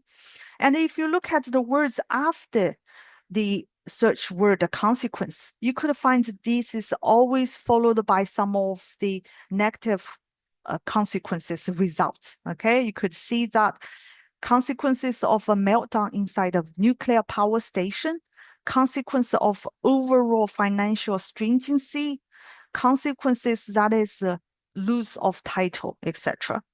So you could see that in terms of to differentiate the synonyms of the result and consequences, if we show our students these kind of concordance lines and also collocations, these can help them better understand the differences, okay? So is as I just mentioned that in terms of these two words, we talked about how we calculated, how we can look at the examples. And then you sometimes say, I don't really want to look at all these kind of examples. Can corpus tell me how to calculate, or just tell me what are the collocations of my search words? So in corpus linguistics, we can calculate the collocations by, for example, we could have the span, we have the association measures. These can help us or to identify the collocates of the searched word. For example, we have this kind of word which is interested. I asked the corpus tool to give me the most frequently used collocates of the word interested. So I could ask the corpus tool to include, for example, the 3 words on the left and the 3 words on the right, to include this kind of span. For example, I look at the 3 words more I am speakers, 3 words on the left, and also 3 words on the right in plain videos. So obviously, if you look at these kind of examples, we could see some of the patterns. And also, if you ask the corpus tool to generate those kind of collocates to you, you could find that perhaps the corpus tool can tell you that the most frequently used word associated with the search word interested is the preposition in. Okay, so in this case, you could always ask a corpus tool to help you to identify those. Okay, I'm not going to give you too much details about the span and association measures, but you could always use the corpus tool to calculate that. When 2 words that co-occur together, we always say that these are the collocates of one another, or we could just say that one word collocates with another. So, and also, if you look at the examples I have just shown you, sometimes related to result and the consequence, you could see that sometimes the collocations can give us this kind of a semantic information. That is semantic prosody words that carry over some of the meanings they have in their typical conventional contexts to new or less frequent contexts. For example, you could see that the word we have just searched, the consequence, they actually carry more negative meanings when they are associated with other words. For example, if we are teaching our students, we may encourage our students to think about it. For example, if you want to use the word consequence in writing, so you probably would expect those kind of consequences. These kind of consequences could be a relatively negative, so negative result. But then if you use the word result, these could be relatively neutral and could be used as kind of phrases together as a result, the result of, or etc. So one example that I want to show you here is that how we can use the word course. Okay, so course sometimes would say that it carries a little bit of negative meaning. Okay, so one example, you could see that in terms of the concordances here, if you only look at the words following the word course, okay, you could find so many interesting examples. Okay, you could see that, okay, something has caused increasingly environmental concern. They could cause disruption and inconvenience. Causing power failure, okay, that causes fever and paralysis, okay, and also a part causing disasters, caused me any problems, causes a major cash flow crisis, okay? All these kind of words following cause, you could see that they are actually related to relatively negative meanings, okay, negative situations. So when we were teaching those kind of words, or if we are students, we are not sure how to use the words properly, you could always look at the concordance lines and look at all these kind of examples to teach us how to use it, okay? The same to concordances, as I just mentioned, these are the examples that are also related to the negative semantic prosody, okay? So this is more or less about the basic techniques that we use the corpus and the corpus linguistics. So firstly, we use the frequencies, and secondly, we mostly use concordance lines, and thirdly, we use these kind of collocations. I know this is a little bit technical, but if we are looking at or use them in language teaching, so these are the basic techniques that we need to understand before apply corpora in language teaching and learning. Okay, so after we have understand these kind of terms, and these kind of basic techniques in corpus and corpus linguistics, then how can we apply corpus or corpus linguistics in L2 teaching and learning? So Roma in 2011 actually gave this kind of information about the applications. One is indirect, the other one is direct, okay? If you look at the indirect applications, we could see that this is more related to the hands-on for researchers and materials writers. For example, if we are language teachers, we could always use the corpora to think about how we can use corpora to improve our teaching syllabus. And also we could, if we are dictionary compilers, we are editors in the publishers, how can we have these kind of effects using corpora to influence our reference works and the teaching materials? Okay, so this is more related to the indirect applications of corpora. And we also have the direct applications of corpora, which is relatively related to the teacher-corpus interaction and the learner-corpus interaction. Okay, I'm going to show you some of the more examples later. So firstly, indirect use of corpora. So as we mentioned that this is mostly for material designers, for publisher editors, and also for teachers. So indirect use of corpora, the one typical usage is to think about how can we use a corpora in our reference tools. So as I mentioned that in terms of the corpora, we have so many benefits, okay?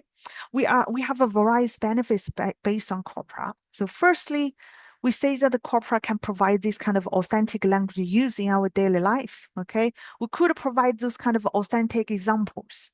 We also can provide this kind of a frequency information. We know that words are used more frequently than others.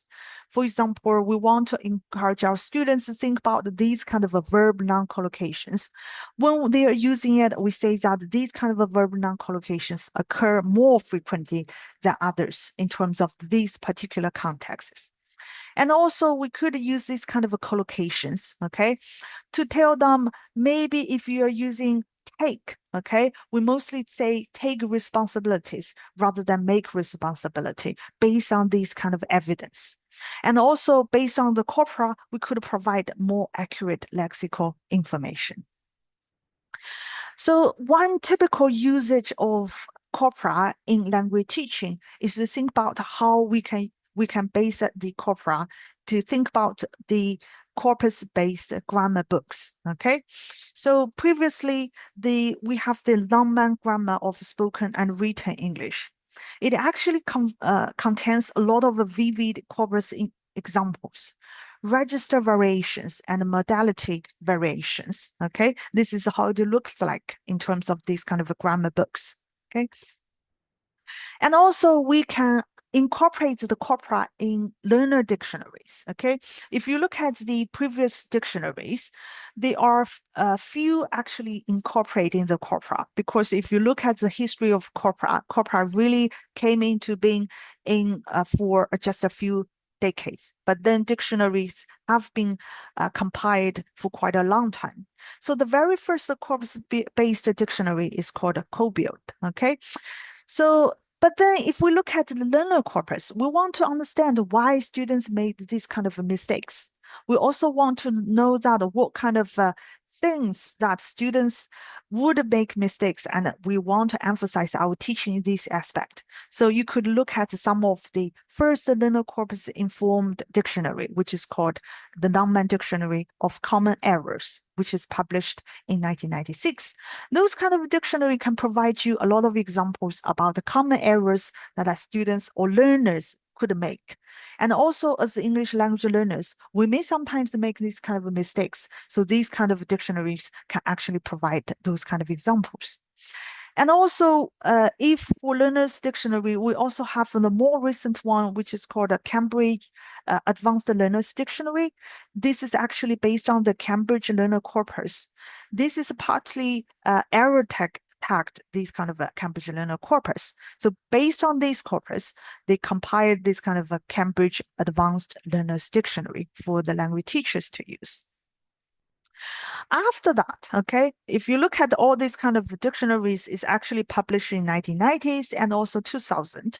And following the development of corpus linguistics and the development of various corpora, nowadays, if you look at all these kind of dictionaries, they're mostly corpus-based, okay? So that means that they actually retrieved all these kind of authentic examples from the corpora and then tried to compile these kind of dictionaries based on the authentic examples they found in the daily life. For example, we have Longman Dictionary of Contemporary English. And also, if you don't know how to use collocations or phrasal verbs correctly, you could always go for Oxford Collocations or Phrasal Verbs Dictionary. And also in terms of the material development, okay, so maybe our students or colleagues, they want to have their own materials. For example, they want to develop these kind of materials to help our students to develop their awareness of particular things. You could notice that they have these kind of a series of ready-made materials, which is called Touchstone. Okay, so this is based on the Cambridge International Corpus. And also we have this kind of A-level English language classes, which has been frequently used at Lancaster University, which is called a Corpus for School project. This is actually to help the students to take A-level tests. Those kind of projects, they are trying to develop these kind of materials based on the corpus and to enhance or try to attract or raise the students' awareness towards the specific language or linguistics points or linguistics focus. For example, in terms of this one, that has been compiled for the Corpus for School project at Lancaster University. They were talking about how do people talk about Christmas in spoken British English. You could see that there are so many information in terms of this and what is more colloquial in the British English in terms of the spoken one. Okay, so they prepare these kind of activities, materials to help the language teachers to use in their classrooms and also for teachers who are prepared for their A-level classes. And also, if you want to use Corpora in developing your own materials, so one thing that we need to consider is that we need to consider our students, the needs and backgrounds, as well as the topic of the unit that we are going to teach. For example, if we develop these kind of materials, what is our students' background? Are they relatively more advanced or are they relatively more elementary?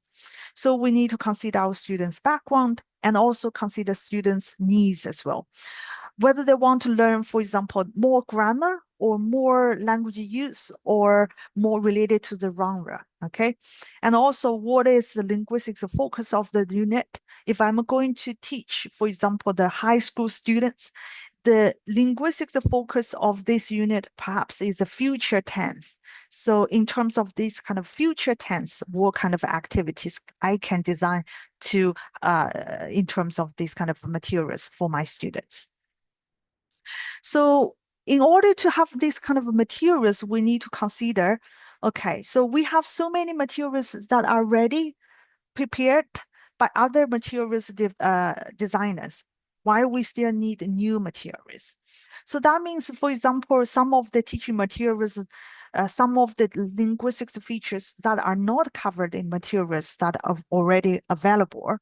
So in terms of that, we could always think about maybe in the future, we want to look at all these kind of materials. We want to develop the new materials to help our students to have more awareness about these kind of linguistics features.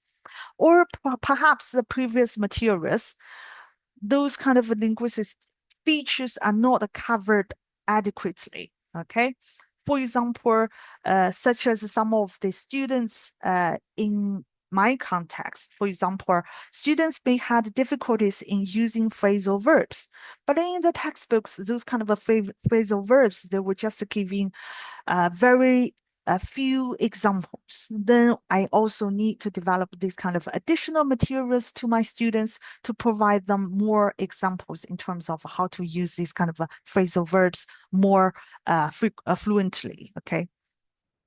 And also, if you think that those kind of linguistics features that have been covered in existing materials, but you want to try a different approach, then in this case, you could always try to develop your own materials. So these are some of the suggestions in terms of the indirect use of Corpora. But then we also want to say that in the classroom, how can we use Corpora directly? So that is related to the direct use of Corpora. In terms of the direct use of Corpora, one term has been frequently mentioned is called data-driven learning. This is a term that has been developed by Tim Jones, which refers to the use of authentic corpus data to conduct the student-centered discovery learning activities. Okay, in that sense, that means the language learners, they are actually worked as kind of researchers whose learning needs to be driven by access to linguistic data themselves. Okay, so in that sense, that means that students can get access to the corpus data directly. They don't really need the materials, for example, dictionaries, these kind of reference tools. They want to have these kind of materials, for example, concordance lines to be able to use in order to understand some of the linguistic features. There are some advantages of using them. For example, we say that the Corpora can provide authentic examples of language use. So in that case, that the students are available, all these kind of authentic examples are available to language learners, okay? And also, if we encourage our learners, our students to use this kind of data directly, it could also stimulate their inquiry and discovery learning abilities. Students may feel more motivated in the classroom because they act as kind of researchers in identify those kind of linguistic features that you are going to show them, instead of like teachers teach them, okay, you have to use this one instead of using another one. So this kind of data-driven learning, teachers' role actually has changed from these kind of providers of knowledge to the guides and the facilitators, okay? We are not just telling our students what to do and why they're using it. We just facilitate our students to think about, look at this evidence, think why you're using it. Look at this kind of evidence. So here are the abundant examples of the word that has been used, okay? But we haven't really used these kind of words in another way. So that probably means that it would be better for you to, in your writing, academic writing, you would be preferred to use this kind of way according to the evidence that we have provided. So in terms of the data-driven learning, we have actually two types, okay? The first type is these kind of teacher-corpus interaction. So that means the teacher is kind of a direct user.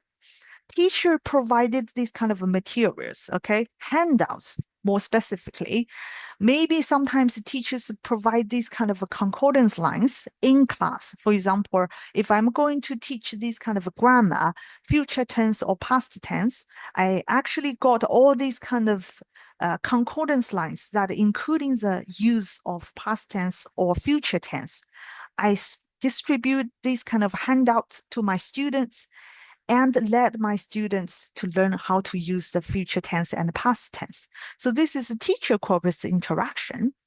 And another type of the data-driven learning is learner-corpus interaction. That means the teacher as a direct user.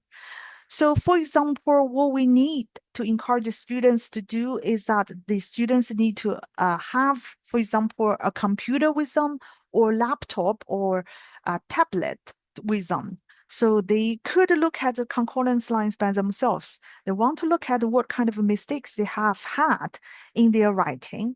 If they are not sure about one particular linguistics point, they could always go to the, for example, corpus tools and look for this kind of a pattern or expression and to search for this one to look at whether this is actually used by, for example, British users or American users and to decide whether this can be used or not. In terms of this kind of learner corpus interaction, this actually cut out the middleman, which is actually the teacher, and to give this learner direct access to the data set. So sometimes we just call it a learner-led. So that means learner are the independent researchers, and then they can do whatever they want by using this kind of corpus tools, okay? So when we are implementing data-driven learning, what is needed, okay? You could look at this picture if we're if we are implementing the data-driven learning. So firstly, we need to have the corpus ready, right?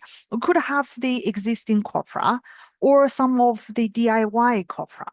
So this kind of a corpus should be available to our students or to the teachers, okay? And also we could have encourage students to use their computer, okay? So it could be like laptop or tablet. So all of them should be fine. Or sometimes we need to have this kind of a prepared materials for each student, okay? Because if we are going to support students to use the corpus using Corpora in language classroom, we need to have all these kind of materials ready. And also we need to consider teachers, okay? So we are language teachers. Instead of us kind of providers of linguistics points, we are actually facilitators in the classroom. We want to encourage our students to interact with the corpus materials, corpus tools. If they have any questions, they are welcome to ask us for help. But in this case, teachers are just as kind of a facilitator, okay? I could give you some of the examples if we are going to use this kind of teacher corpus interaction. For example, we want to help our students to differentiate the usage of tall from the word high. What we get about the definitions from the Cambridge Dictionary online is that if we're looking at the word tall, we would know that the definition of it is of more than average height or of a particular height. If we are looking at the definition of high, okay, so the definition of high is that it is greater than the euro level or amount, okay? If you look at the definitions, you cannot really differentiate them, okay? In addition to except for height and the level or amount. But then students may get confused, say, okay, how can I really use the tall or high? So some of the example tasks that we could use is that we could prepare some of the materials and encourage students to look at the following examples. For example, we can provide 2 different paragraphs, okay, concordance lines to the students. The first one is the searched word, which is tall. The second one with the search word high. I could show that we could show the students the usage of these 2 words, okay? And then students would notice that there are some highlighted words behind the word tall, adjective. You could find these kind of adjectives sometimes and more often they are trying to, when we are using the word high, we are modifying, for example, building, man, trees, chimneys, leader, or man. We're actually using the word adjective high to modify those kind of objects, okay? Or either humans. So we are trying to use this kind of word tall to describe these kind of nouns. But if we are using the adjective high, okay, you could see that the kind of collocations that are associated with the adjective is high industrial growth, high growth potential, high concentration, high wastages rates, high increases, high priority, and high rates, etc., etc. You could see that based on all these kind of examples, students may have better awareness in terms of the use of these 2 words, tall and high. In terms of the word tall, they would know that we would use this kind of adjective to modify the objects. For example, building, trees, chimney, or human beings who have relatively height. For example, man, leader, when we are comparing the height of them. But then if we are using the adjective high, when we are trying to modify those kind of nouns, we know that this is sometimes related to growth, potential, concentration, rates, increases. Okay, so all this kind of relatively more abstract nouns in terms of that. Okay, so these kind of examples can give us our students a lot of examples to help them to use this kind of two adjectives. So this is what we say in terms of the prepare materials. But then you may find, okay, as language teachers, and also for me, myself, as language teachers or as researchers, we sometimes, if we want to implement DDL, there are so many challenges, okay? We have so many difficulties when using Corpora, both for teachers and for the students as well. Okay, if you look at it, sometimes it's related to the logistic issues. For example, if we are using the laptops and tablets in the classrooms, we have this kind of logistic issues that maybe some students forgot their tablets and don't know how to use the Corpora tools. They have the problems installing the apps, etc. And also when they are working with the interfaces, sometimes we'll feel like this is really difficult to understand it. Because sometimes, as I mentioned in the beginning of today's talk, that we need to understand this kind of a terminology.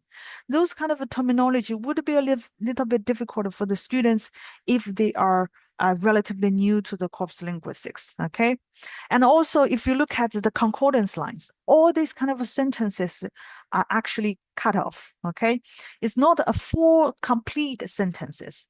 So students and the teachers always need to deal with the cut-off sentences in order to understand the meaning. So this is another one issue that a lot of teachers and students encounter.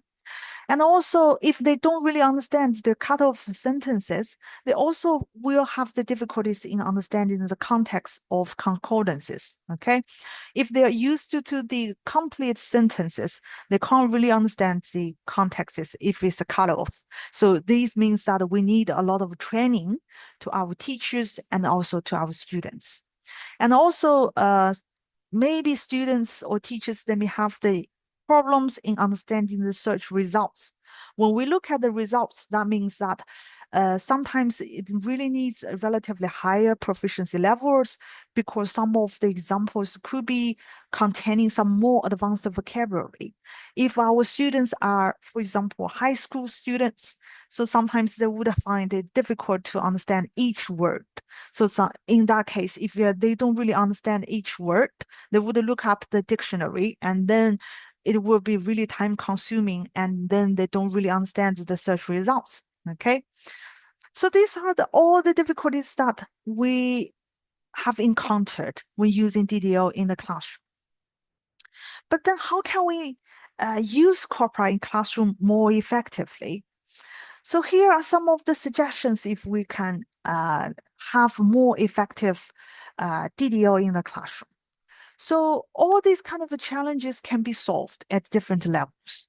For example, firstly, if we could provide those kind of clear and enough instructions and training, then it can be solved, okay? So for example, our students nowadays, they are really good at computers. It wouldn't be really difficult for them to understand those kind of computer skills. But we also need to give them this kind of training and instructions in terms of this technology to help them to understand it, okay? And also we could provide more activities and access to the corpus data. For example, some of the Corpora, they are available, but some Corpora, they are not available, even though you really want to use them. So whether you want to use this kind of a free Corpora, which are available online for free, or whether you want to build your Corpora by yourself, okay? And also which corpus tool do you want to use? as I said, sometimes the students had difficulties in understanding some of the corpus tools, okay? So in terms of these kind of corpus tools, you always want to use some of the user-friendly ones, okay? For example, we say that there are some web-based corpus tools, for example, CQP Web, Sketch Engine, BNC interface, Coca interface, English Corpora, those kind of interface. Or whether you prefer to have this kind of desktop, these kind of apps without using any internet, okay? If you're using web-based corpus tool, that means you always need to access to the internet. But if you have really weak internet, then you probably want to prefer to have use these kind of apps in the classrooms. For example, Ancon, Lancaster, both are freely available tools that you could use to be installed on your own devices. So after I have talked about the direct use and indirect use of Corpora, next I want to show you one example study about how we can use DDL in the classroom and to see that what are the students' real attitudes in terms of using that. So this is a study that I have conducted with Gablasova, published in 2023. So in this study, we actually invited 100 EFL learners from a Middle Eastern Chinese university. So the participants were third-year undergraduates. Their proficiency level is relatively high intermediate. Okay, so B2, but a few of them are actually C1 users. What we provided is a 2-week training and 10-week practices, okay? In addition to the 10-week practice, in each week, we actually remind the students how to use the corpus tools. In terms of this study, we actually encourage the students to interact with the corpus tool directly, okay? The linguistic focus in these studies is collocations. We want to look at how students use the collocations in their writing, whether they have development in using the collocations, okay? So in terms of this one, we separate the 100 EFL learners into 3 different groups. So one group used the Lanxbox version 3, and one group used the Oxford Collocations Dictionary, this kind of online tool. So I could show you some of the picture. So this is kind of a desktop app that you could install on your devices. And also we have a control group because we want to see that whether the other 2 groups, they have more advantages, okay, by using the corpus tool or dictionary. What are the differences in terms of that, okay? So one group tool used is Lanxbox. In this study, we used the version 3 Lanxbox, but nowadays, if you look at the website, they have more different versions, okay? So feel free to use a more up-to-date version. But in terms of this study, we use the version 3. You could see that students get this kind of interface when they start to do the corpus studies, to use the corpus in their writing. So you could see that firstly, they could have this kind of keywording contexts, okay?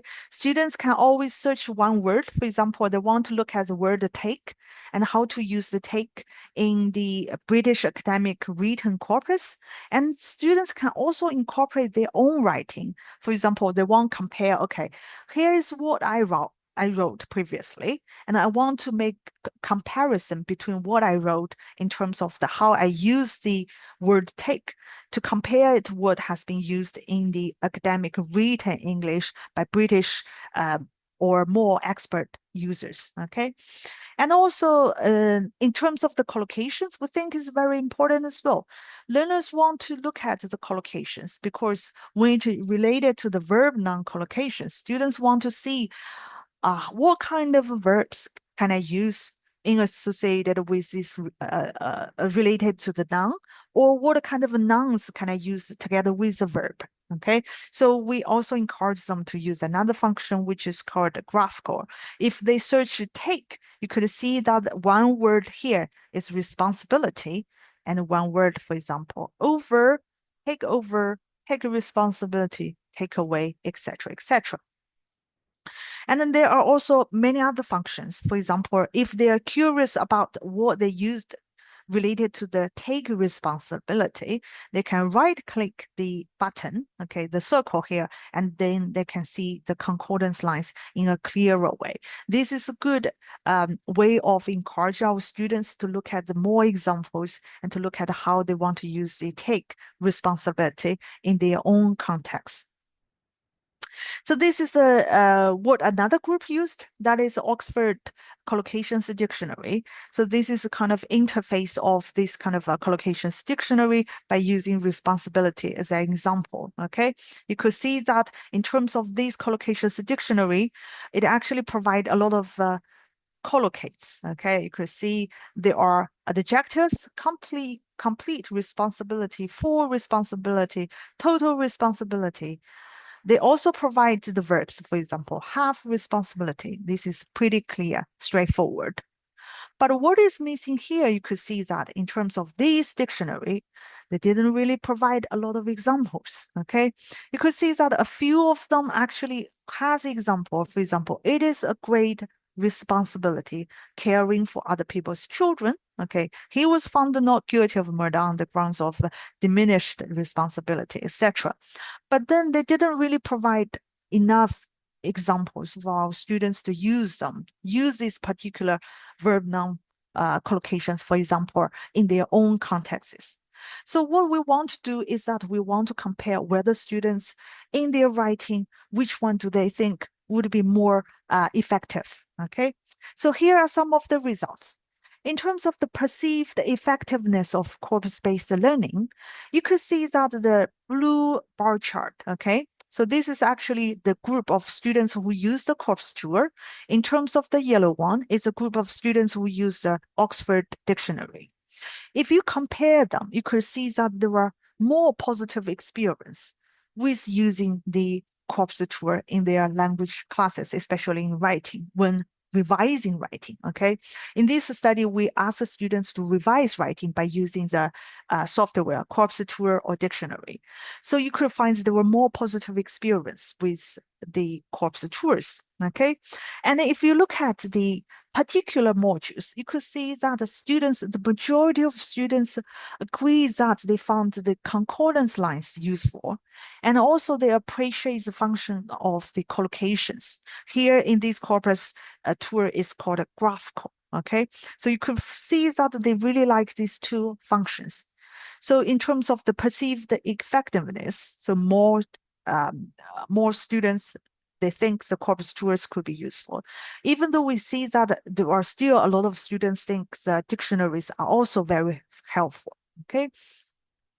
But in terms of the practical experience when using the tools, okay, what you could find here is that they have found, okay, very surprisingly, we found that dictionaries could be very easy for the language learners to use.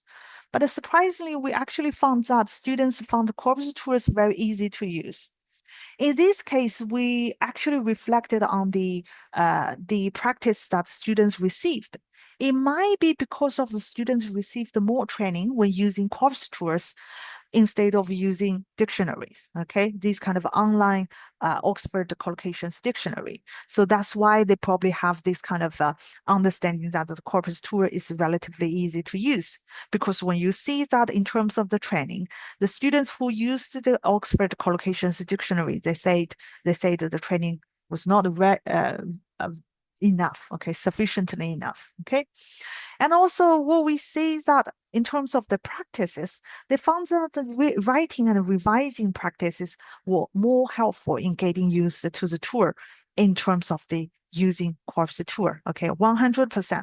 So that means all of the students that perceived that using corpus tour will be very helpful in terms of this kind of writing and revising practices, okay? But still, you could see that they have difficulties. As I mentioned, that technical difficulties when using corpus tours, they have found half of them still found the difficulties when using the corpus tour due to their own computer setup. Okay, this is very obvious. But what is more obvious is that they also found the difficulties when using computer-based Oxford Collocations Dictionary. This is maybe also because of their computer setup. Okay. So these are the students' perspective, learners' attitudes of using corpus tools and dictionary. But then in terms of the linguistics against, you could find that there are actually some of the differences here.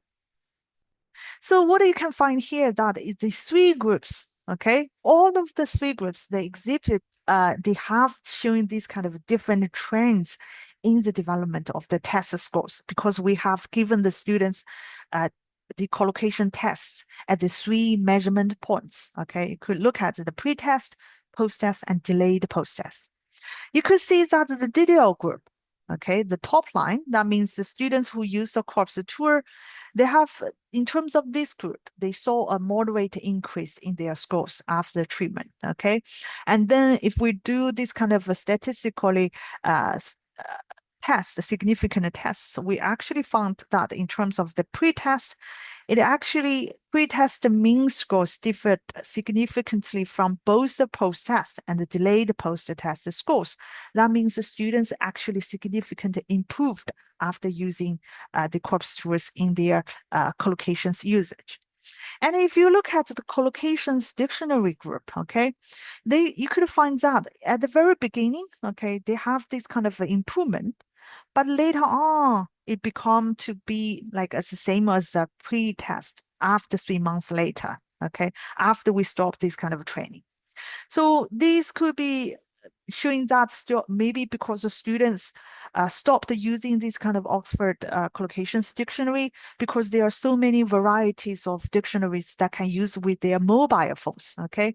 This has been showing in the follow-up interviews with the students because they want to use other different kinds of dictionaries rather than the collocations dictionary. And you could find that in terms of the control group, okay, they have steady improvement, okay, in terms of the using the collocations, in terms of the collocation knowledge. This may be just because that in terms of the control group, we didn't really encourage them to use anything else, okay, in addition to the Oxford collocations dictionary and also corpus tour. They're free to choose whatever they want, okay? Maybe because the students find it really interesting to use what they are having right now. So based on the interviews that we are writing for another study is that students actually found that they were happy in using different types of dictionaries, mostly are mobile phone related, okay? Because nowadays students use a lot of, have mobile phones with them. They could install all these kind of apps on their mobile phones. They prefer to use this kind of a mobile phone installed dictionaries than the desktop in order to help them to learn collocations, okay? So this is what we have found in terms of the linguistic scans in this study, okay? So we have to talk about so many things in terms of the using Corpora in language teaching and learning. I know that some of the participants are students and some of you are colleagues. So what I want to ask and then also encourage our participants to share with us, the audience to share with us, is that would you consider using Corpora in language learning? And if you are language teachers, okay, if you are already professors in the field, so would you consider using Corpora in your language teaching and why? And I would welcome you to scan the QR code and have these kind of interactions with us, okay? And then I could save these kind of questions for Q&A later to have a discussion later. So, and also this is the recommended rating if you are interested in using Corpora in language teaching and learning, okay? They have talking about some of the basic information about the Corpora and corpus linguistics. And also, you know that in addition to corpus linguistics in language teaching and learning, that could be used in many other fields, discourse analysis, literary stylistics, forensic linguistics, pragmatics. There are so many things, other applications that you could use. You could always find these kind of chapters in the books that I have shared just now. And lastly, I want to share some of the corpus tools that I have just mentioned. So some of them could be related to the web-based. I have compiled this kind of table for you to have a look. For example, we could have this kind of web-based online platforms that you could use. For example, English Corpora, this website, CQP Web, Sketch Engine. So these are the based on my previous knowledge about the corpus tools. So please correct me if it has a slight differences here, okay? And also we have some of the free version, these kind of computer-based, desktop-based. We could always install this kind of software in our computers, devices, for example, Ankonk, Lanxbox, Prime Machine, and Wordsmith. Some of them are free, some are not, okay? Really depending on your choice. And also some of the tools, you could always build your Corpora, so sometimes you cannot, okay? So these are just some of the brief information that I want to share with you if you are thinking that using Corpora in your language classroom are possible. So, okay, so I think I would still have a few minutes for discussion. So thank you very much. Do you have any questions? Okay. Yeah, thank you, Tanjun. Yeah, that's you. lots of information in 1.5 hours. But I Yes. believe that participants are enthusiastic Mhm. in your presentation. So we have one question already in the chat box from Chi Chuang Chao. I think Yes. this one's from Vietnam earlier. Can you access the chat box? Can you read the question? Yes, I can see it. Yeah. In your study by collocation knowledge, do you mean productive? Yes. Okay, very good question. Thank you very much, Chi Song Chao. Yes.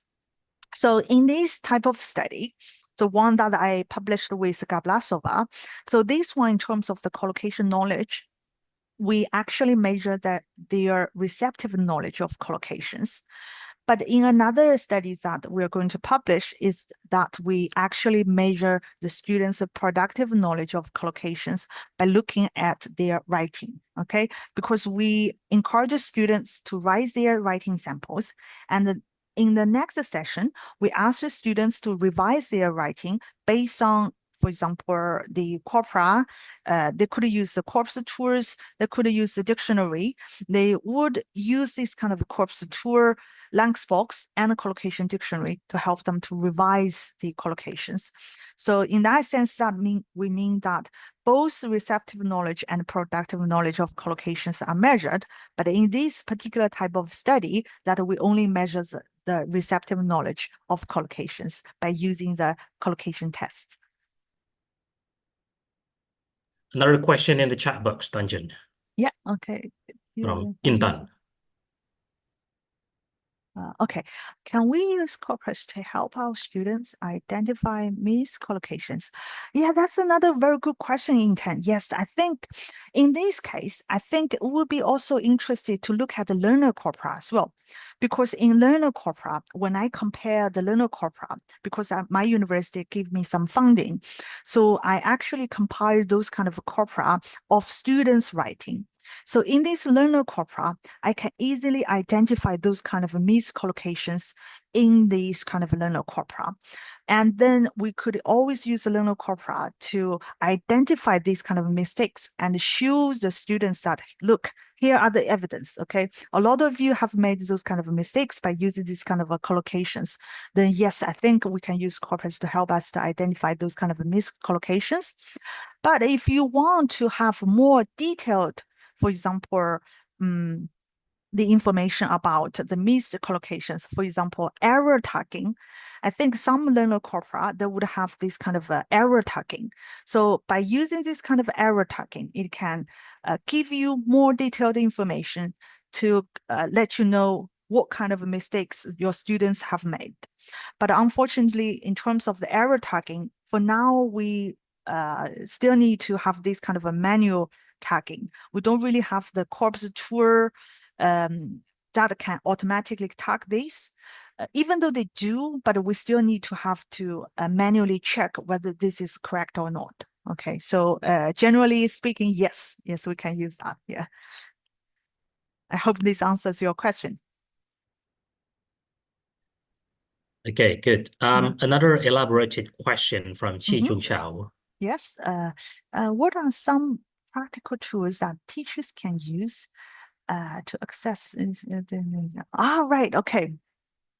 I would think that if you want to measure students' productive knowledge of collocations, you could always use several tools or assessment. For example, you could give your students this kind of a fill in the blank exercise. So, for example, if you ask students to fill in the gap, you leave the blank. For example, the nouns, you give them one verb, for example, take or make those ones, and encourage your students to write down, for example, several, more than two suitable collocates that could be suitable or used together with a verb, for example, take or make. And then you could see how many correct ones your students can actually use. So I think this could be one practical tool that you could assess your students' productive collocation knowledge. But another one is by looking at the students' writing. So in terms of the writing, you could always see those kind of a naturally productive knowledge of how they use collocations.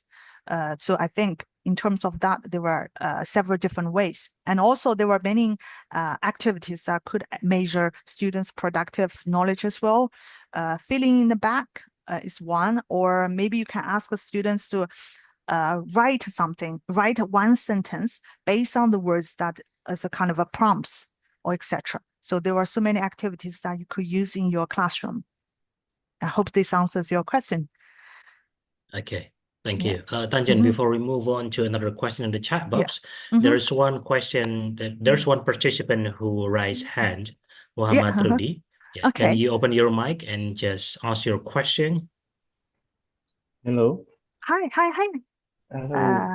Hi, Rudy. Yeah. Oh yeah, finally I can meet you here. Thank you for the committee inviting Dr. Tanjun here. I contacted you through ResearchGate last month. Oh, you contacted me through ResearchGate. Sorry, I don't really log in my ResearchGate. Sorry. Tanjun, you should check your account more often. Yeah, I haven't really checked my But actually social you media for have quite a long replied time. my Sorry. questions. Yes. My question is, I'm interested in DDL and I wonder, is there any stages of teaching or the teaching procedure that is fixed for DDL or not like that? And the second question is, how many meetings that can be covered by DDL? Is it only one or two, three, or it can cover 16 meetings in a semester like that? Thank you. Okay, great. Thank you. Sorry, the first question was The teaching procedure, is there any fixed all teaching right. procedure using DDL? Yes. Okay. What are the steps that must be covered by teachers and students? Yeah, thank you for your question. Yes, I think we don't really have this kind of a fixed teaching procedure, but normally I think we would start with the training. As you mentioned that sometimes we want to use DDL in our classrooms, and also we encountered a lot of difficulties, for example, to implement DDL in the classrooms, even for teachers and also students. So firstly, I would say that mostly a lot of scholars, when they try to implement the DDL in the classroom, the first thing is to provide additional training. So that we want to make sure that the students can actually use the corpus tour successfully before they really do this kind of intervention or practices afterwards. And also in terms of the fixed procedure, in addition to that, I think really depending on your research purpose and also the linguistic features that you want to focus in your research as well. So particularly you want to look at, if you are looking at the collocations like what I study, for example, we normally give students those kind of, because we want to focus on their natural writing. So we have this kind of, firstly, we ask the students to have the draft writing. And in the second session, we ask the students to revise their writing. So we would have this kind of take turns to encourage them to use the corpus tour to revise their writing in order to identify those kind of changes in their writing.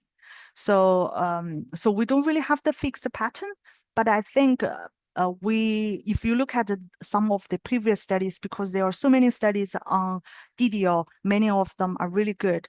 So if you look at them, we normally follow this kind of a training, practice, pre-test and post-test, this kind of experimental design.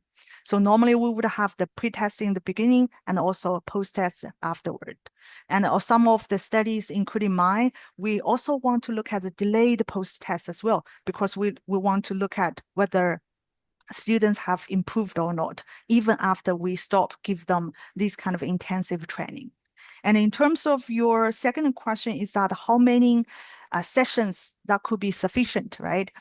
So I think in terms of the training, based on my experience, is that if you ask students to really use the corpus tours in the classroom, I would say that there should be a couple of training sessions that we need to provide.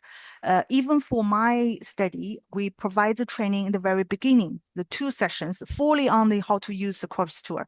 But in the middle of the practice, we still provide an additional one, because we think students still have these kind of problems when they really use these kind of corpus tours in the classroom. So they still have a lot of difficulties.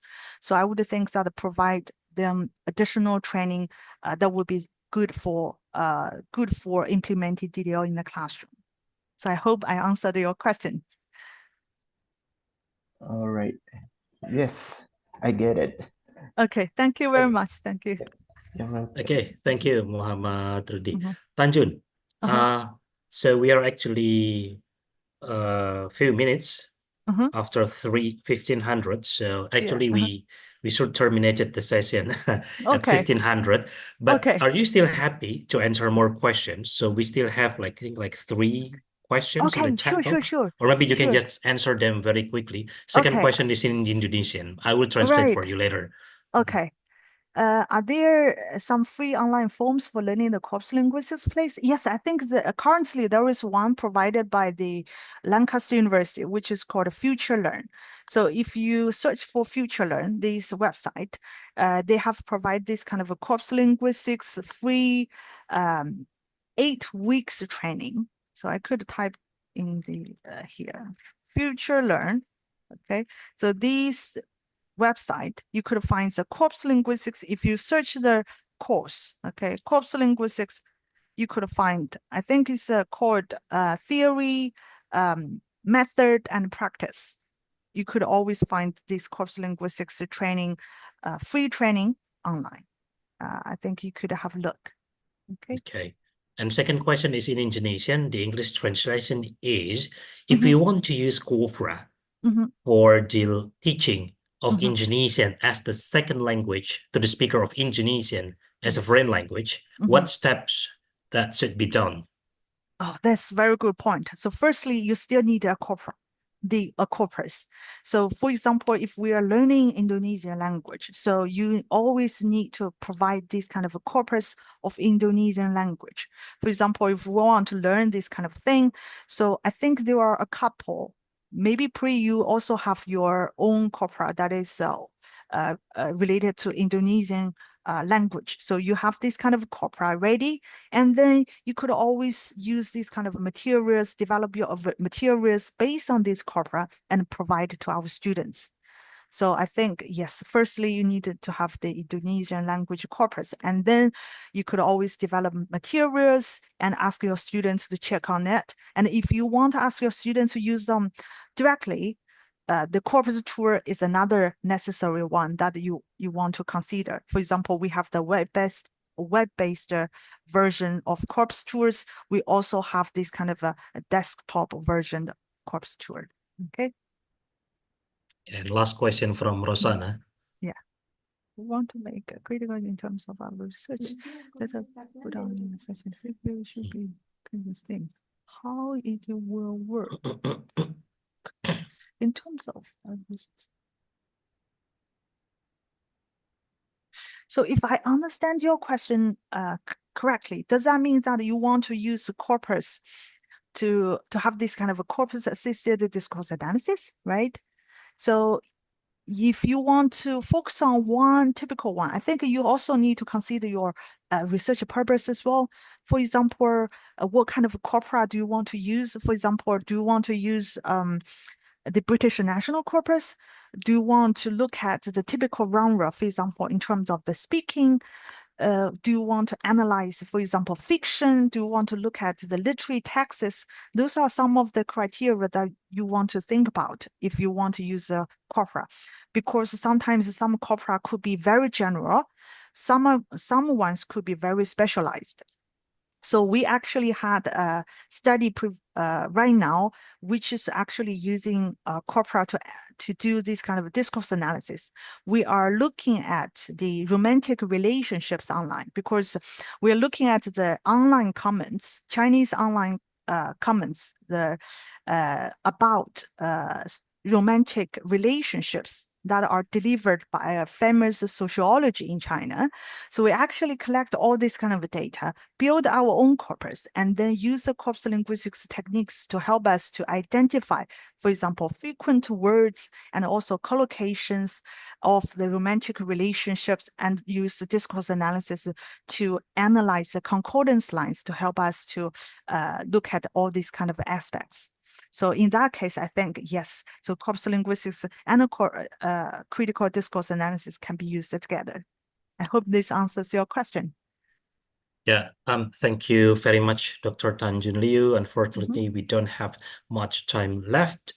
And if you have more questions to Dr. Tanjun Liu, maybe you can send her emails. Yes. Do not send her message on ResearchGate, because she rarely check her ResearchGate account. Tanjun, can you share your email account? Address, yes. Yeah, email Okay, address, yes. I will check immediately now. Yeah. Sorry about the delay. Sorry. Yeah, or you can, yes. So Tanjun shared her email, tanjun.liu@xjtlu.edu.cn. Yes. Okay, so feel free to send her emails. Yeah. For your information, Tanjun, some of the people who ask questions are PhD students, so that's why they are interested in the presentation. Perhaps it's because it's related to their research. Okay. Oh, great. That's why. Yeah, thank you very much for your participation. And thank you. Yeah, that's the end of our session. I'll hand over the session to our MC here, Aditya. Over to you, Aditya. Okay, thank you very much, Dr. Tanjun Liu, for the insightful session. And thank you to Priyantara SSMA PhD as the moderator who has guided the engaging discussion today. So before we close this event, maybe Priyantara SSMA PhD would like to give a closing statement for today's visiting lecture. Okay, thank you very much, Aditya. So this seminar or this guest lecture series would be closed by the head of the department, but unfortunately the head of the department is not here. Dr. Oktiva Herisandra is attending ISE, a kind of association of English Studies Association, and should be replaced by his deputy, Dr. Chandra Kepirianto, but unfortunately, he is also not here due to attending a seminar in Jakarta. So on behalf of the head of the English department and the leaders of the Faculty of Humanities, I thank you everyone for the participation in this event. I do really appreciate some of you are returning participants from Deep Coding. Some of you are my colleagues in different occasions, which I met in different occasions. So I do hope that this is not the end. And if you have any question either for Dr. Tanjun Liu or for me, feel free to ask questions by email or by other media. And I hope we can collaborate more in the future about this topic or other related topic. And that will be for all. Thank you very much. Okay. Thank you, everyone. I would also like to thank all the participants who have participated in this event. from the beginning until the end. Also, for all participants, do not forget to fill out the attendance link provided in the chat box. And on behalf of the organizing committee, I would like to say thank you for joining us today and see you in future events. Hopefully, what we learned today will be useful for all of us. Thank you, everyone. And we will not end the meeting right away, just in case some of you haven't filled out the attendance link. Well, thank you. Thank you very much. Thank you. Thank you. Okay, thank you, everyone. Yeah, Tanjun, thank you very much. Thank you, Pray, for having me. Let's go and let's dive in. Corpus linguistics, where I we heard all corpus linguistics. Yes. course knowledge to explore. Thank you, everyone, for being here. Thank Feel you, free to everyone. send me an Tanjun. email if you need any additional information. Thank you. Sure, sure. We Yeah. learn together, we soar. From there to insights, join the ride.